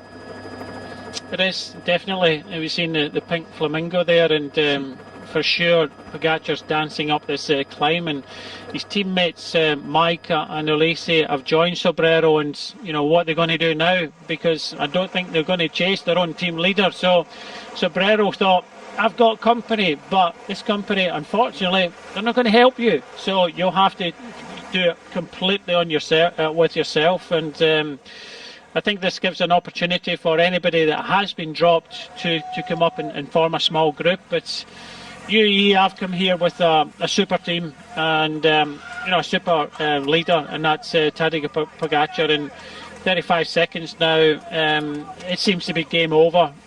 We did say that if it rains, the descent of this climb might be a bit tricky. It looks to be drying up a little bit here, so he could be quite fortunate. Now up to 45 seconds now that Sobrero is being joined by Micah and Ulisse. Yeah, it does look like the cloudy wet weather has hugged one side of this ridge, hasn't it? It's certainly drier as we get nearer towards the top. Slightly unfortunate, I guess, in a way, them being there in the company of Sobrero, because I wonder whether they would have pushed on a little bit more, Brian. I mean, we might have been treated to that wonderful finale of seeing the three of them cross the line together, but it's not going to happen this time. Of course, I presume, Brian, the danger of dragging Sobrero with them. I'm not sure they would have got back up to Pogacar anyway, because we're looking at the shots of them climbing up to him. It was almost like looking at two riders who were dropping back down. But of course, they're already riding in looking at going for second place on this stage at the moment. Yeah, it's a case of Pogacar. He knew what the plan was. He was going to go on this climb from the bottom. Stay with me if you can, and unfortunately Micah and Ulisse couldn't stay with him, and they're just sitting on I have to say poor Sobrero, because he's not going to get any help whatsoever. We possibly might see some action on the final climb, and I think it's not out with the 1, 2, 3 as you may think, maybe not together, but if Micah and Ulisse stay with Sobrero, then with him doing all the work, then you'd expect that UAE could be finishing 1, 2, 3. But just caught a glimpse of James Shaw still plugging away behind, and I'm sure that he'll want to try and catch this trail before the top of the climb. He does have another rider with him, of course, and that's Jan Polans. So UAE are just killing this stage today. They've got riders everywhere, and Polans together with James Shaw. So James Shaw's not going to get any help. Sobrero's not going to get any help. But neither's Pogacar, so it kind of evens itself out a little bit. Yeah, nice to see the prediction or the kind of impetus I was given by James Shaw's Direct Sportif Colin Sturgis this morning. From the start, in actual fact, he messaged me and said that was the plan very much. James Shaw really motivated for today. Great opportunity to show himself at this level once again, and he's doing exactly that, climbing with the best of them. But as you say, Brian, UAE Team Emirates on paper head and shoulders above the rest here, and actually on the road such as well. But let's see from the top, as Brian mentioned, from the top. Actually, once we go through the top of the classified climb, the top of Svetlina, they've actually climbed a little bit more. Don't forget, I often mention this in my commentary, that the classifications, they're not necessarily given at the top of mountains, they're given at the place where it's most appropriate to put the classification line and the paraphernalia that's needed for it. 500 metres to the top for Tadej Pogacar. But as I say, it does continue to climb after that to another point which is actually higher than the top of the classification point. And that's where we start the descent from. A jagged but quite fast descent back down to yet another valley road, and a very gradual climb coming back into Jikelia, and the ramp up to the castle. That final climb, as Brian mentioned, it kind of starts from 2k out, very gradual, and then kicks up to about 12-13% at about 500 metres to go. So it's a steep ramp up. Nothing by the looks of it that will trouble this man should he come to the base of it by himself. The question will be, who is closing the gap, if anyone can?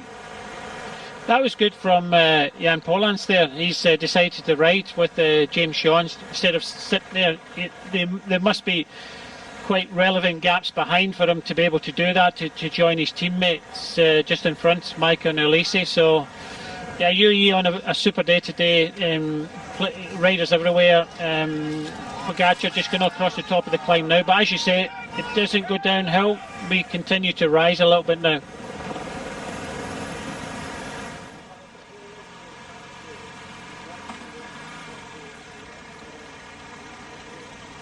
Well, if Jan Polanc can make his way up to this group, if we were to somehow take Mateo Sobrero out of the equation, and he's riding very well, we could even be looking at UAE Team Emirates top 4 on the stage today. Now that would be quite some turn up for the books, considering where they start this descent from. So talking of starting the descent, we are now starting to roll in. Tadej Pogacar going to be a little bit careful because it looks a bit wetter, Brian, than I thought.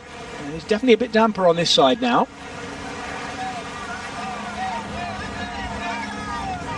And there's the line. Mateo Sobrero, fresh, as I say, from finishing the Giro d'Italia in the colours of Astana Premier Tech. And there is Jan Polanc pushing a massive gear as well. Look at the gear he's rolling.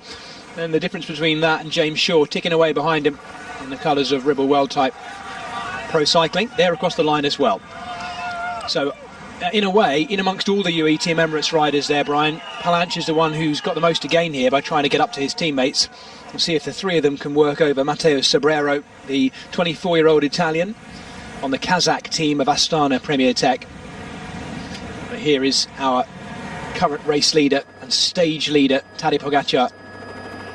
His 4th time taking on the Tour of Slovenia. He first took it on, I think, at the age of 18. He's 22 now, of course. Twice 4th in this race, and 4th in its last running as well, where he was actually working for the greater good of Diego Ulissi, the double winner of the Tour of Slovenia, who is just behind him now.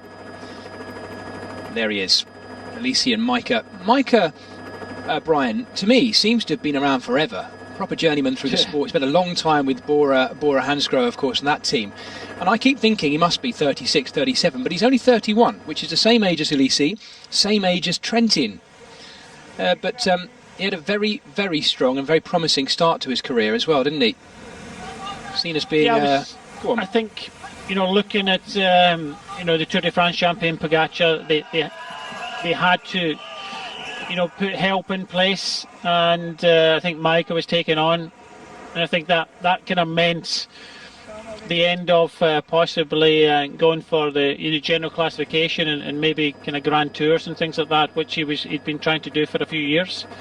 So I think Majka, a good career move there, going over to join the Tour de France champion to really kind of bolster that team when it comes to the Tour de France, because let's be honest here that okay, he won the Tour de France last year, but for much of the Tour of France, it was about sitting behind his countryman's team of Jumbo-Visma. Well, now going to the Tour de France, you have to have a team to be able to ride on the front and do something similar. So I think over the winter there, they had to kind of bolster their team up to be able to do that, because that was always the question, that Pogacar was sometimes kind of isolated last year. So they are building a strong team, and from evidence now that the riders are riding very well, very strong today.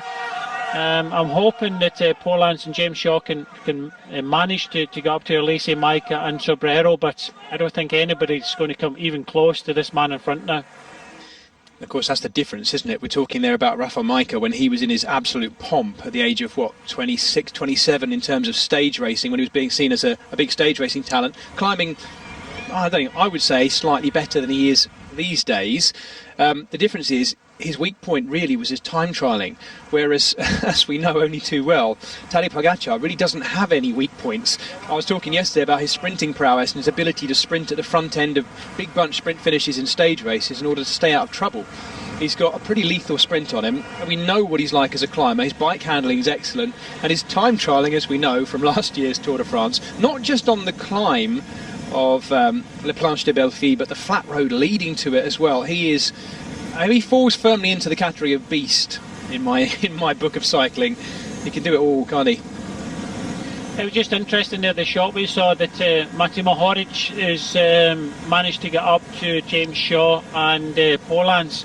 Also in there was Kangert, Lastra for Caja Rural. So you've got a small group forming, about 8 riders at 1 minute and 14 seconds. So by the looks of things, they could be getting up to the Sobrero, Maika and Ulisi group. It's only a matter of 17 seconds. So it does look as if we're going to see a regrouping behind. But like I just said previously, I don't think anybody is going to get close to Tadej Pogačar. And I think that this is the reason why Ulisi and Mike have decided to work a little bit. They don't want to be caught by this group. They want to get that 1, 2, 3 as we were talking about, and that's why they've started to work a little bit. They want to be in contention, have riders up there in the general classification, and don't want anybody coming back into the game, the likes of Matej Mohoric.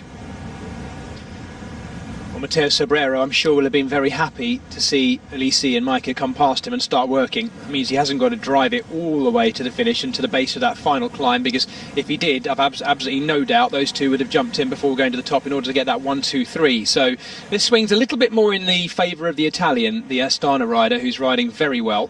And I did mention the technical nature of this descent. It does look to me, Brian, like it has actually stayed mostly dry, certainly the section we're on now, because you can imagine what it'd be like if it was soaking wet. It's not the greatest of road surfaces either. I've seen worse, but I've seen better. Yeah, it's lucky for the riders. There's still some damp patches. If it was wet, you still have a real race behind as the two groups try to merge. And now we're seeing Ulisi and Maika do a little bit of work trying to kind of stay away. So there will be some riders taking some risks in this descent, and normally in the wet, if you're forced into taking some risks, then you do risk, crashing out. But luckily for Pogačar, he's got enough of a buffer. He doesn't have to take any risks. These 3 riders now may be caught by the group behind. And I think they will, purely because everybody apart from Poland's behind has got a reason to ride. And if they do get some cohesion in that group behind, then they will catch the trio in front of Sobrero, Ulisi and Maika.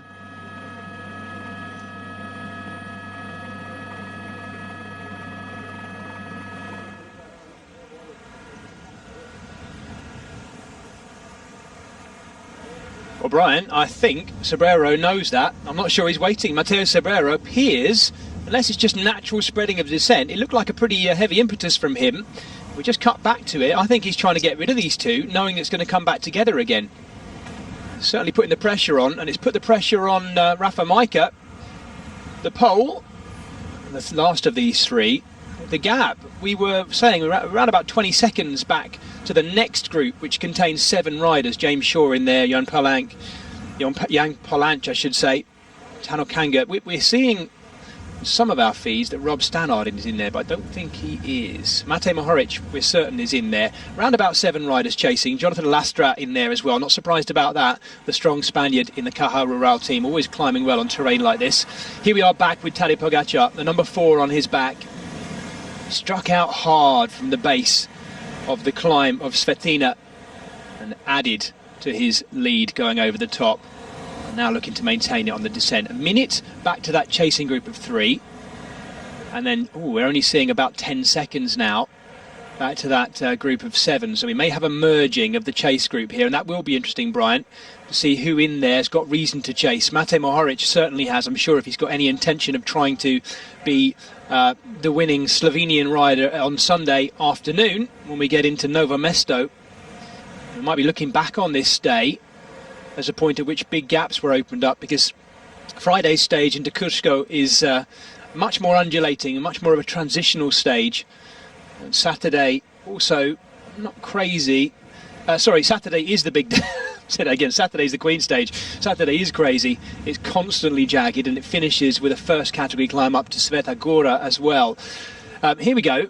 They have do you know, I was looking across on my map there, Brian. Have I missed Sobrero? Has he gone off? He's still in front of these two. No, he's pushing on a little bit. He's gone down the descent, like we were saying before. He doesn't want to be caught by the group behind, taking some risks, the risks that Ulisi and Maika are not prepared to take. And that's what you have to do. He wants to kind of push on and try and get on the podium at the end of today's stage. But he's got a strong group behind, led by the likes of Mahoric, Kangert, Carboni, Lastra, James Shaw, all in there. So I think we will have some type of coming together. But at the end of the day, Pogacar seems to be, on rails at the moment, going down this descent, not kind of really losing too much time as we start heading towards this kind of final ramp up to the top. So we just lost a few pictures there, folks. You might have noticed that at home. We are in incredibly mountainous terrain, and as I mentioned, Slovenia is one of the most forested countries in Europe, and that will be adding to our problems bringing you these pictures. But there's the vital picture you need to see. Tadej Pogacar, the 22-year-old Slovenian, absolutely shredding this descent, and he is taking risks, Brian, as well, hugging the edge there and cutting the fastest line through these corners, taking the exits nice and wide onto the grassy edge of it, making the most. So that's the 10k to go banner he's just gone past. Constant switchbacks, as you can see. Thankfully a few cones out there to warn the riders of some of the corroding edges of this road. One of our pedant marshals there doing likewise as well with a yellow flag. This is the forming bigger group behind. That's Jonathan Lastra, the Spaniard, in the colours of Caja Rural there.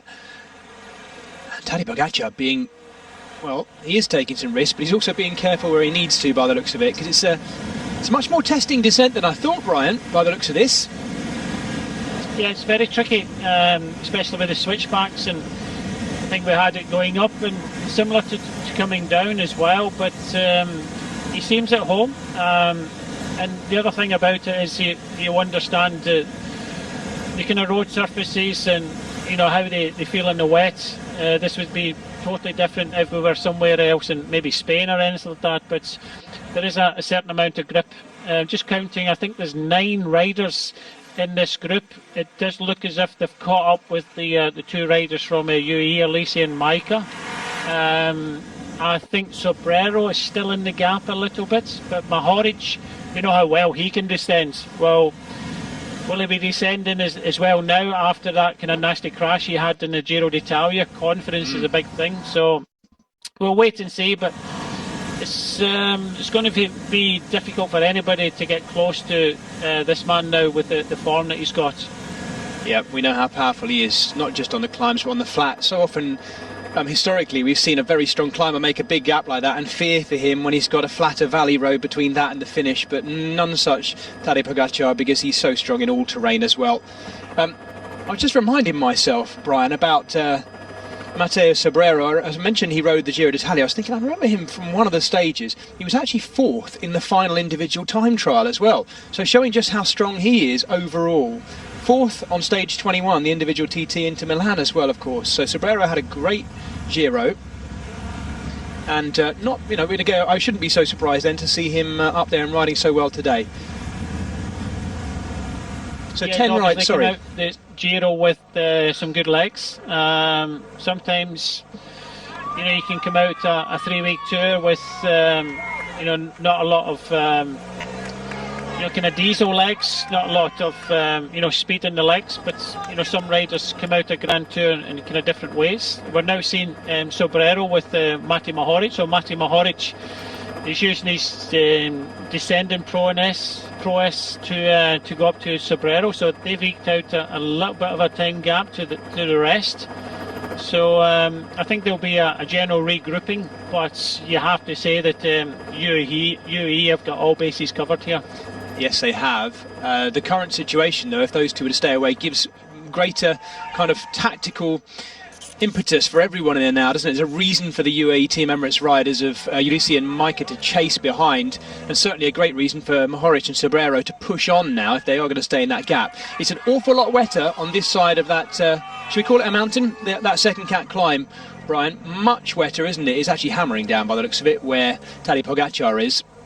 Yeah, we're going to call them mountains. Sean Kelly would say hills. No. He said, when I was leading the King of the Mountains in the Tour of Ireland, he was the King of the Hills. So we'll call them mountains just to get back at Sean.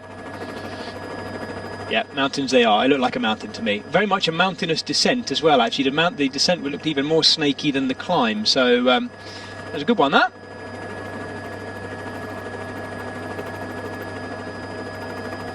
So now what we'll look for is to see how well they are working in this group. How cohesive are they? Yeah, you can see that UAE now forced them to doing the work with Ulisse, Polans and Maika.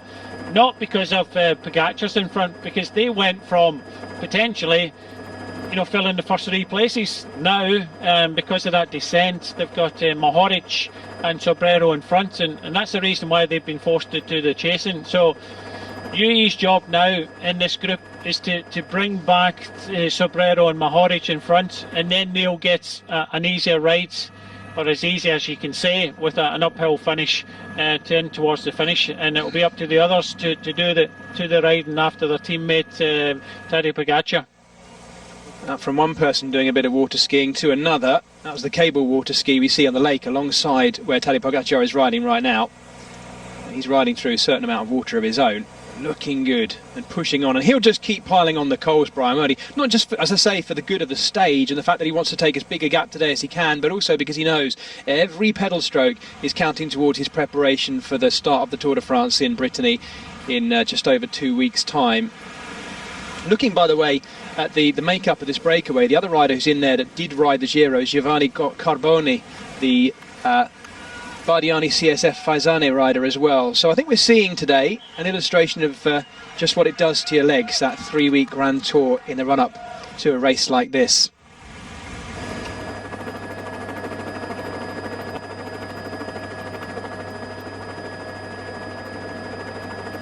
Just over 5 kilometres to go now in this, what's looking decisive second stage of the Tour of Slovenia, starting out this morning in Zales and heading to Zikelia, where we are right now.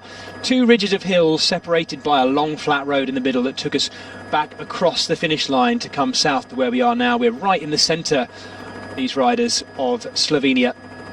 And as you can see, the thunderstorms and the rolling clouds have arrived to freshen things, because we're still up in the double figures of 20s in temperature wise. And you are looking at Matteo Sobrero and Matej Mohoric, 2 riders who did ride the Giro d'Italia, and Mohoric of course taken out and didn't finish due to that horrific looking crash as he went over the bars and his bike snapped in half. I should say, of course, by the way, there was an awful lot of people, Brian, I don't know what you think about this, as we focus on Tadej Pogačar for the last 5k. A lot of people kind of, you always get this, don't you, when you see someone's bike or someone's wheel break, people sort of think it's horrific. You see on social media all sorts of calls, how on earth does his bike snap in half?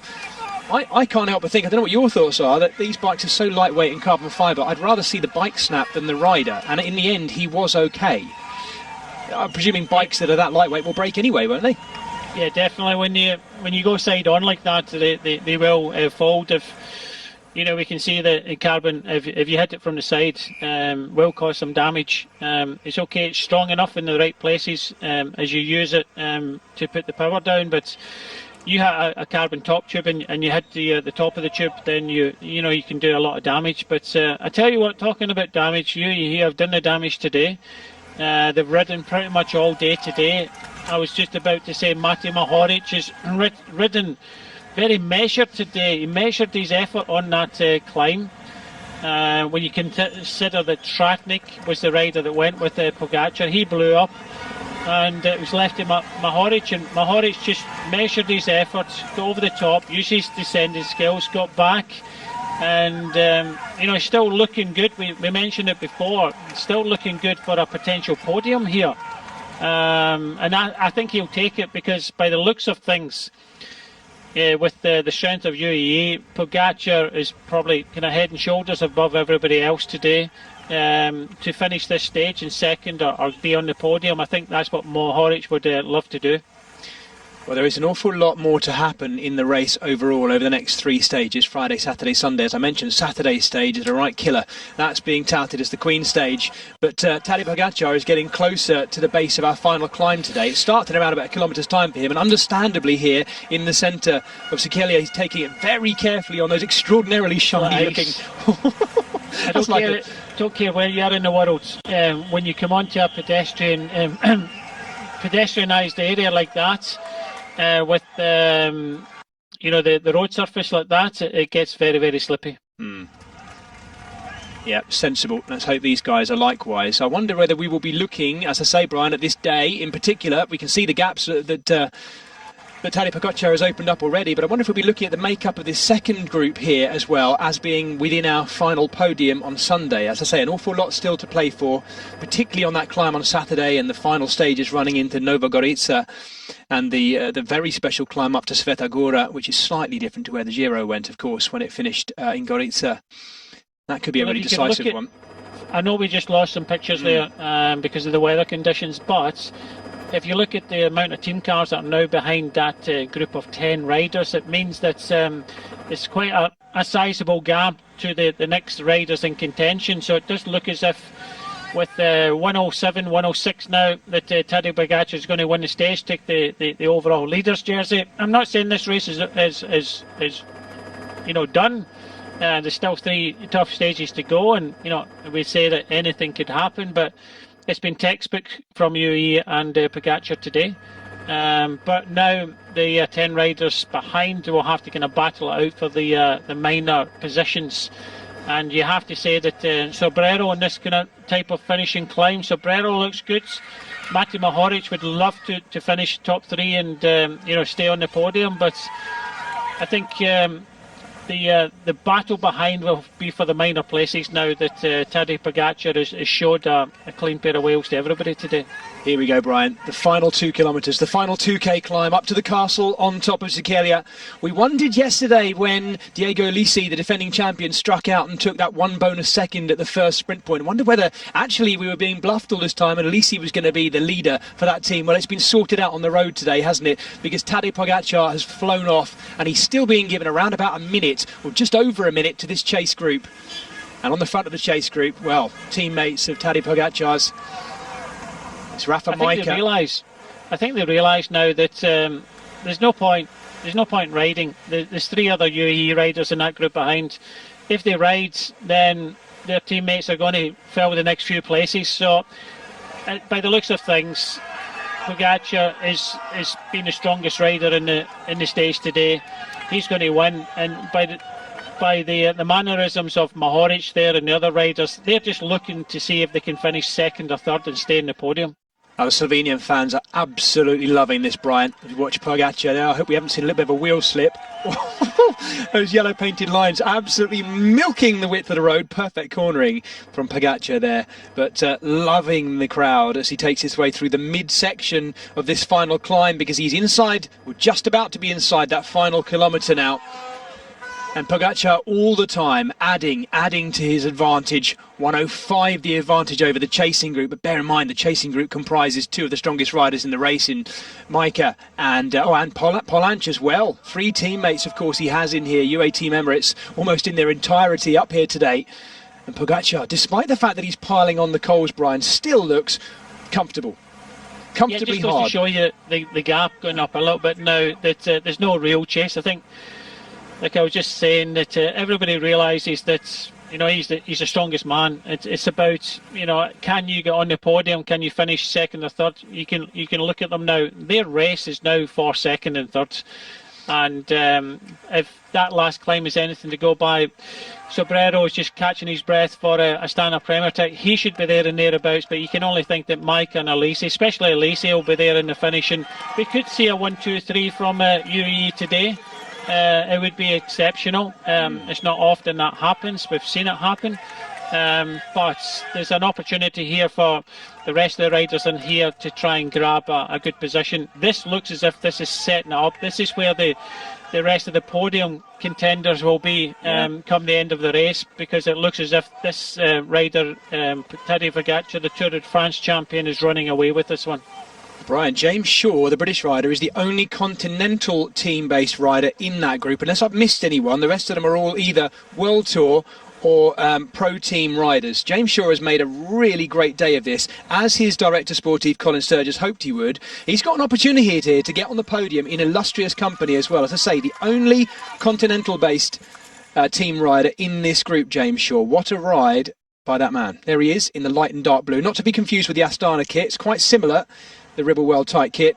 But let's focus now on the leader Last time round in this race, he was working for the good of Diego Alisi, who's just behind him now. But Tadej Pogačar has had a relentless rise to the top of our sport, the 22-year-old, winning the Tour de France last year and coming to this race as a big, big favourite in the run-up to this year's Tour de France, where he'll make his defence. And today, a really clear statement from the Slovene. We must be just a couple of hundred metres from the top now. We're not seeing the ticker anymore at this stage, Brian. But this is the climb that takes us up to the castle. We should see some aerial shots of the castle on top of Sakelia if we're getting any of those shots. And it's Rafa Majka now looking to try and put that top three out of doubt. James Shaw following really well on the wheel there. Tadej Pogačar now edging closer to the finishing line, I should say. You should be able to see it just around the bend. So on the second stage of 5 in this 27th edition of the Tour of Slovenia, the rider that's come to this race is the clear out-and-out favourite, the defending champion of the Tour de France, Tadej Pogačar, taking in the crowd here, who must be absolutely loving this, Brian, because the Slovene, Tadej Pogačar, has made a major statement today by taking the second stage of the Tour of Slovenia. An awful lot more to come over the next 3 days, but that could be the race one right there. Let's see. Let's watch the race behind, because that's going to be fascinating. Well, that's what they came to see, wasn't it? That's where they came up this climb to see Pogačar winning, and he delivered an exceptional performance. Now it's down to who's going to finish second and third now, and you have to put your money on Alesi in this company now. Yeah, Alesi is, by my books, the best sprinter in here as well. He's a very rapid finisher. Very rapid finisher. Tadej Pogačar, rightly very happy with that one. That's his girlfriend who rides for Bike Exchange. Nice to see her there. It looks like she's had a good ride today as well, by the looks of it. She's got a bit of training in getting up there. Fantastic. So there's Rafa Majka, looking like he's going to lead out. Alesi goes for the drops. No surprise there. James Shaw on the left, looking to get himself onto that podium. Alesi taking the right-hand side of the road. Matej Mohoric has got the glasses off, trying to follow the wheel of Alesi. We did say Alesi's the strongest sprinter in there, but let's see what they've got left in their legs. James Shaw's not given up just yet. Carboni's swinging a bit. Alesi opens up. Mohoric going for the line as well. These two looking to take those next steps on the podium today. Mohoric on the left-hand side of the road, just by the looks of it, taking ahead of Alesi. And then it was Sobrero. Great ride for him today. And Jan Polanc, having made a cross to that group, the final of the UAE Team Emirates riders to come in there. What a great day for them as well. And maybe this is Rob Stannard there, if I'm not mistaken. Yep, Rob Stannard coming up. Ride. Just never just made it to his teammate Kangert in front. But I tell you what, when we look back in that categorised climb, in the previous climb there, that's for the looks of Matej Mohoric, who would have thought he'd have finished second in the stage, and now sitting second overall in the general classification. So it was a really nice measured effort from Mohoric on the back of nobody was able to stay with this man.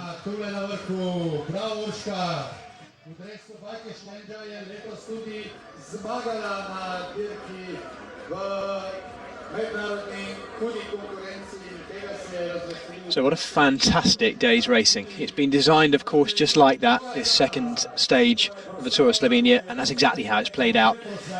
Tadej Pogačar already on the turbo trainer, warming down.